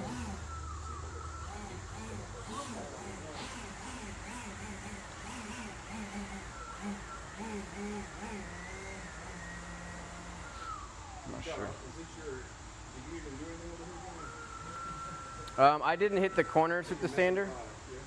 It might have pushed it off. The corners weren't sanded. That's a piece of trash there. We were talking about that earlier. Yeah. Like that's not a shooting star. That's actually a piece of garbage right there. And the pigments all kind of get caught on it, and then it runs as it sets out. A lot of people, you know, they'll pick that out. They'll come and walk the floor and be like, oh my God, it's beautiful. And then they'll go, what's that? So, I mean, you could dig that out with a gloved hand and just kind of dab at it with your finger, and it'll flow back out as long as you get to it early enough. What is the heat gonna do? I was trying to do something. Activates it. You might be a little late to get in it right now. I mean, helps to lay back out. The only risk you Yeah, that wasn't really working. know, in messing with a blower is you can blow trash around. You know. Yeah, a piece of flake fell over there. Yeah. Unfortunately, you know, I like the little DeWalt one. It literally is like a little 20-volt, like Yeah, the little one, yeah. I know little what you're tiny talking about. guy, and I love that thing, man. I take it, I put that in my punch bag. It's actually right in front of my Tesla right now. I've got that, a multi-tool, and really, man, that's it. That and the multi-tool is what I carry around for punch, you know, and just little effects and things like that. You've got some solvent. Like, I don't like putting solvent in my epoxy because you see what it does. All these little tiny Yeah, the little circles, yeah. you know, you'll get rid of that the less solvent you put in. But see, you've got a disturbance there. So if I'm going to do this, I'm going to either do it early or I'm coming in late with it. I want it to almost set up before I start messing with it. Don't get all the solvent ones out because they want to. You've got two different bees or something, or two different resins. Yeah, Um, that's what it is. do we? So, let's see. NF. Use NF, those that two. one right there. So see how this one says NF and that one doesn't? So that's actually a little bit of the effect that you're getting here too in these, like that. That's actual selling. So people like this. Yeah. They like that a lot. See Yeah. how it like that effect right Yeah. there? Oh, the veins, the Mhm. little cracks. Yep. Yeah. It's almost So like what caused that? So you've got different amines in these, but you can actually do that by going real thick. Like, so if you go real thick, like you guys are pretty thick right now. I bet you're probably 30 square foot a gallon, maybe 30. Where are you at right now? We did two black, two copper. We did two black, two copper, and It was like green. 3/4 of a gallon, 3/4 of a gallon, 3/4 of a gallon, maybe a half a gallon. Yeah, you're thick. It's like, you're 3 gallons here at what? 120 square feet? So you see right here, I hit that with the heat gun. It's like totally flat now. Yeah, you can get it to It had the back out. it had the opposite effect of what I was trying to do. It's very plain Jane. It A lot lost of people don't like the dizziness. They would not all like the that. the mica is like You know, a lot of people flat. like It's that. all laid out now. It's I don't like that. See how it's like doesn't pop? Yeah, that's why I stopped. That's what the heat gun did. Yeah, so I stopped. Different, you'll kinda different. Sometimes it can do crazy things and sometimes not. So if you're starting to do something and you're just like, oh shit, then you just stop. Yeah. So Corey, they got natural selling here, and they want to compare it to some of the Like ISO that right selling. there, I'm good with this. This is a good look. Yeah. That's pretty standard to what I would do, minus the little kind of solvent entrenchment that you get, these little tiny bubbles. This kind of looks like a bowel, Yeah. like a small bowel. Like an intestine. Yeah. It's interesting. No, it started doing its thing, man. Oh, so this is the trash you're talking about right here. Yeah. Gotcha. Which we could pick that out. I mean, the Sure, vein's sure. already there. Sure. We could probably manipulate it with that or hide it with an effect. But you guys will see tomorrow, there's probably going to be little particles and shit. There was so much dust earlier. There's going to be trash all in this, I'm sure. It'll still look cool, Yeah. but that's reality. Reality is, unless you make a perfect environment, you're going to have things in your floor. So if you make a sample, you maybe leave some trash in the sample. So the customer's like, "Oh, what's that?" I'll be like, "Oh, well, That's what happened. it's just what it's just what it is." I mean, it's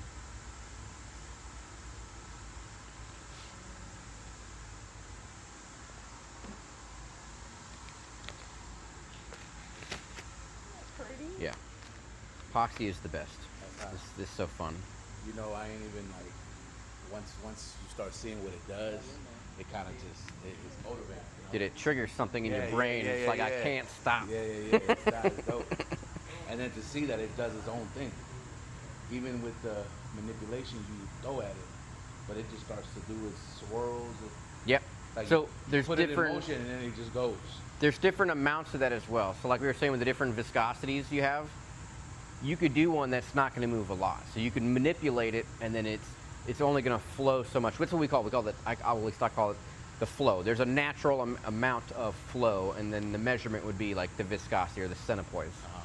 So if it's something that's super runny, then it's going to be a whole bunch. You could put something down that's like water, and it's just going to move all over, and it's going to continue to do that for hours. So. Very busy. Yeah, very busy. You know, so when Jeremy was telling us the colors, we were kind of, we didn't know how we were going to look with the brown, well, the top or whatever. I didn't either, and I didn't like it at first. As soon as I started, he started putting it out. I was like, man, that is a lot. It's a lot. Shabora, it's like Miami Dolphins, you know? Yeah. They're like Dolphins. Yeah. Oh, yeah. And you don't really see a lot of these on, I've never seen these locally. Like, I like that effect. It's busy. You gotta have the right client. yeah, it's extremely busy, but I think it's cool. But you'll notice as you let it set up, even this area being a few minutes, longer, this will settle down a little bit. Weird. You see that effect kind of die down a little? Yeah. If I let it sit, 3D. yeah, exactly. And if I let it sit even another 5 minutes and do it here, it's going to be even more pronounced. You risk just getting to a point where it, becomes textured. It doesn't lay back out. So like right now, that's good. It's kind of holding. If I give it 5 minutes, it might, and then if I give it 10 minutes, it might do that, but it won't lay out like glass again.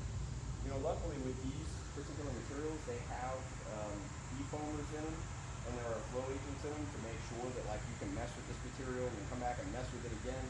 If you're talking run-of-the-mill 100% solid epoxy, you're not going to get away with that kind of stuff.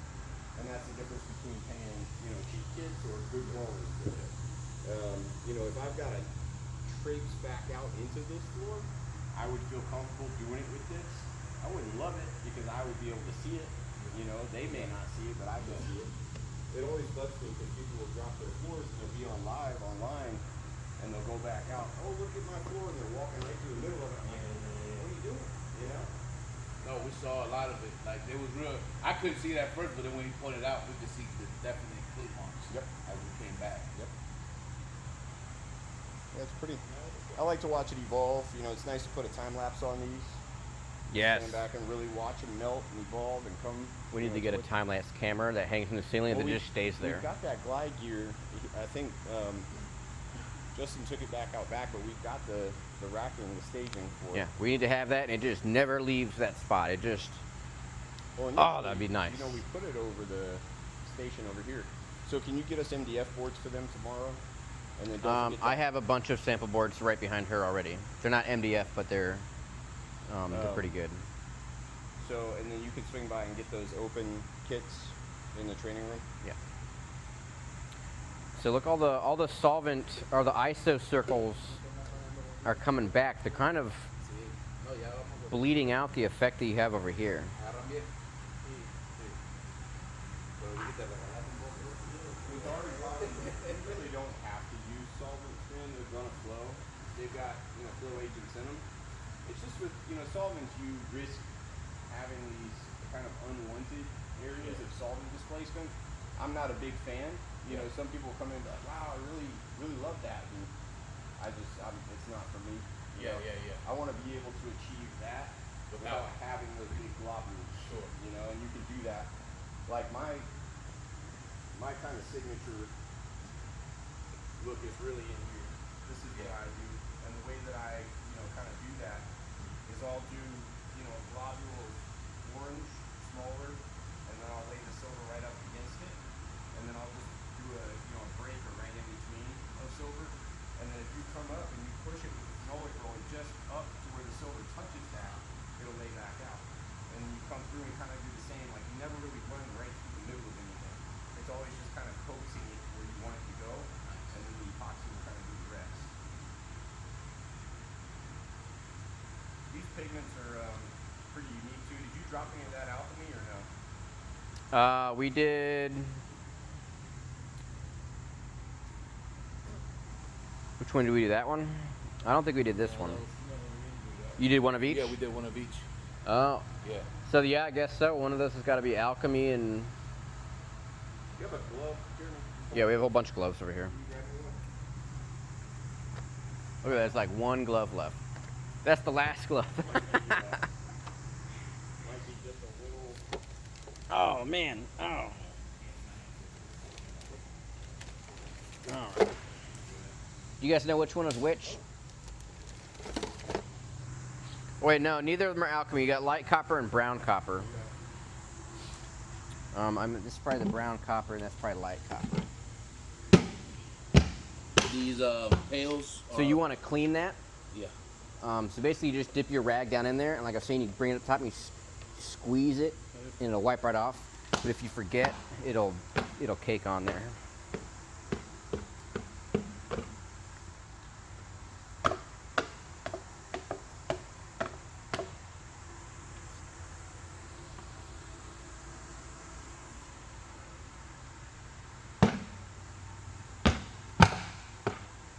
These Seafoam green. I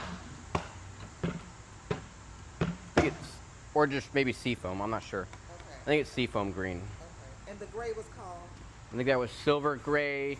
I want to say it was one of those circle jars like that. these mixing pails. Yeah. Trash. No, I'll place those outside, and they'll get hard, and then I'll just peel that back out. Oh, okay. Yeah, you can just recycle it, like pretty much into infinity. Unless there's unmixed material underneath. Maybe most of it cures, and there's some that's not.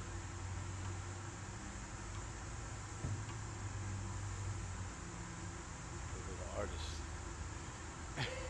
He's the Grand Wizard, bro. Do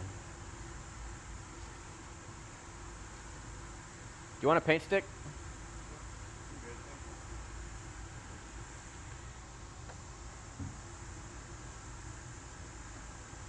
We had to look them all.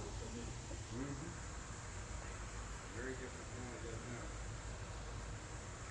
Yeah, Camilo, the area that you first sprayed, Yeah. if you look at it in the corner, a lot of the blowing effects have actually faded out, and the circles came back. Isn't that interesting? Very interesting. Earlier when you pointed it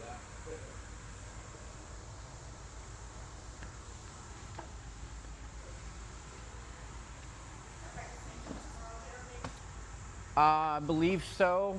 Is it 10 o'clock again tomorrow, Corey?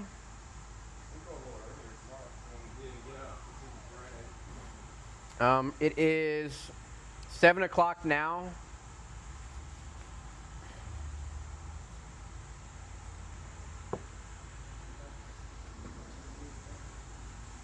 Yeah, you guys are really gonna make out good on this one. You guys are gonna get extra epoxy play than most of the classes. The small intimate classes are always a lot nicer on day 2 because you get to play. Get a lot of play. Well, I'm saying they're gonna get more play because you're having me bust out the other kits.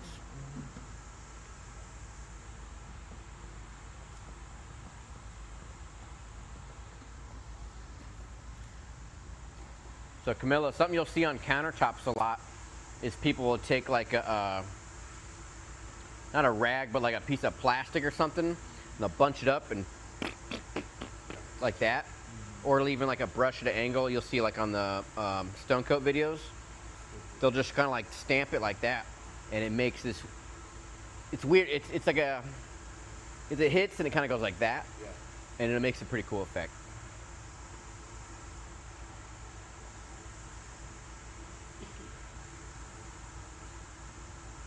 So you think that'll stay like that? Or you think that'll move? This is all gonna keep moving for like 12 hours or so. This was so much fun. I can hardly wait. Yeah, these boards here, you guys are gonna be making playing with that tomorrow. Okay. I got 1, 2, 3, 4, 5, 6, 7, 8 boards. Okay, I got enough. Maybe I'll get to make one too. It's great when you have fun with your job. You know, like a kid, right? Yeah, I can't get enough of epoxy. It's hard work. I mean, it is hard work, but it's, I don't know, something about it releases dopamine in my brain. Me too. I love it.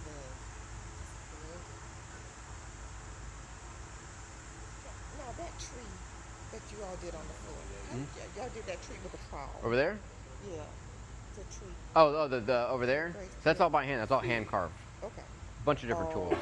Oh. So that was done by Brandon Landis, and he'll typically make a tool on site based on whatever the texture he's going for. He'll make a tool, Oh, okay. and then he's like, all right, and then he'll do that, and then he'll take other metal tools and kind of carve from there.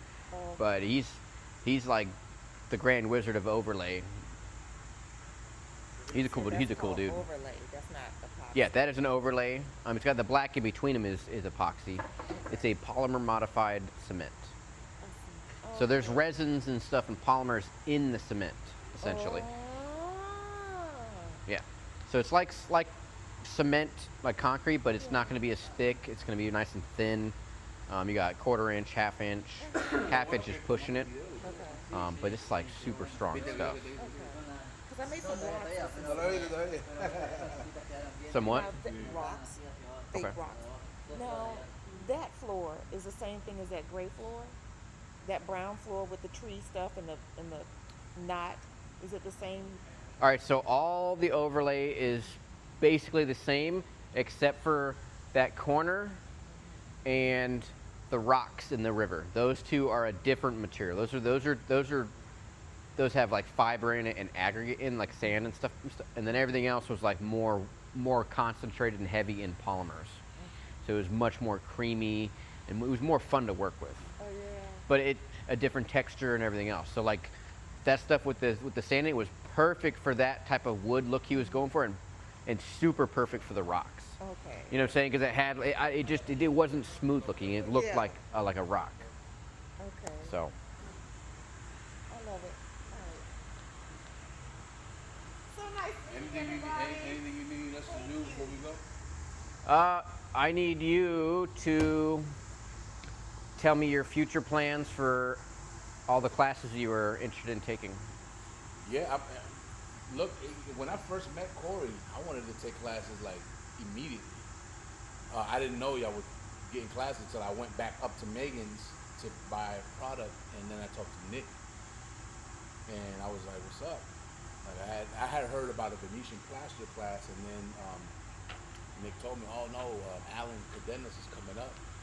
I was like, "Sign me up, let's go," because there was 3 of us that wanted to come, but. Yeah, man, I'm ready for whatever, man. Like, whatever y'all got available, I'm trying to be down. Okay, we have a for the trade school we have like courses in 3 categories: beginner, intermediate, and advanced. And it takes you in progression through everything in here, the whole building. So, and probably even some things that aren't on the floor or on the walls. Yeah. So, just let me know. If it could be me and Carlos run through it, but Okay. I want him to learn it because, you know. It's all hands on. Yeah, There's yeah. even business courses and like that's where I all wanna of it. go. There's the I wanna pick his brain. Coatings 101. There's beginner 101. There's like business 101.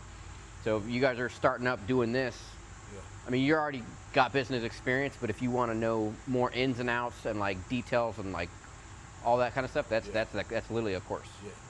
So and then yeah, I definitely do. oh yeah, and so the courses are if you do so I don't know if you have to do all the beginner courses to go to the next stage, or if you just have to hit the one that corresponds to the next layer and then move up. And then you have like super advanced stuff like the overlays. We have a vertical carve. We don't have any vertical carvings in here, but that's going to be a course too. The clear bucket was the seafoam. Can you make up some more? No, there's no more. Yeah, What's here? A little bit of the silver gray, What else you got? the 2 coppers. I can put some mica in a sprayer. Mix up whatever's left there. Do a little more in there. All right, you want to hand me a paint stick?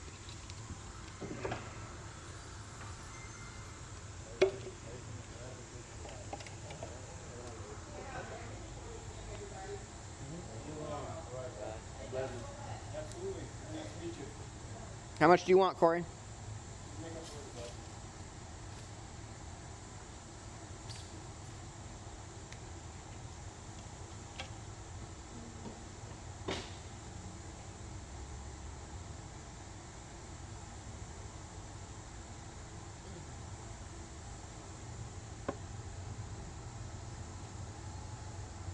Oh, a little heavy on that, I think. you wipe that for me, please, sir? So I got 16. It's still going. Got a little bit here. Yeah. I'm gonna go to the 24 here. Is this the lowest one, or is this? Is that empty? Yes, Okay. All right. So I'm just gonna go up to 24. I'm at like 16. I'm a little bit over 16 right now, but I'm not super worried about it.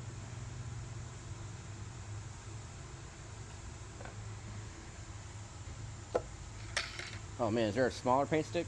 No, that's Goodness, that's enormous. All right, here I got. There's one in here.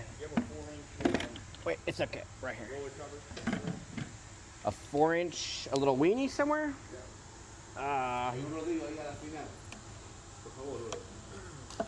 I'm sure there is. Oh wait, yeah, right here. Right there.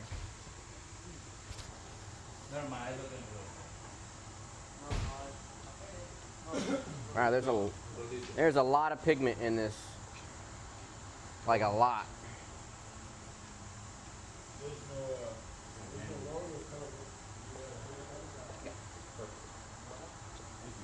There's a tub with a blue lid.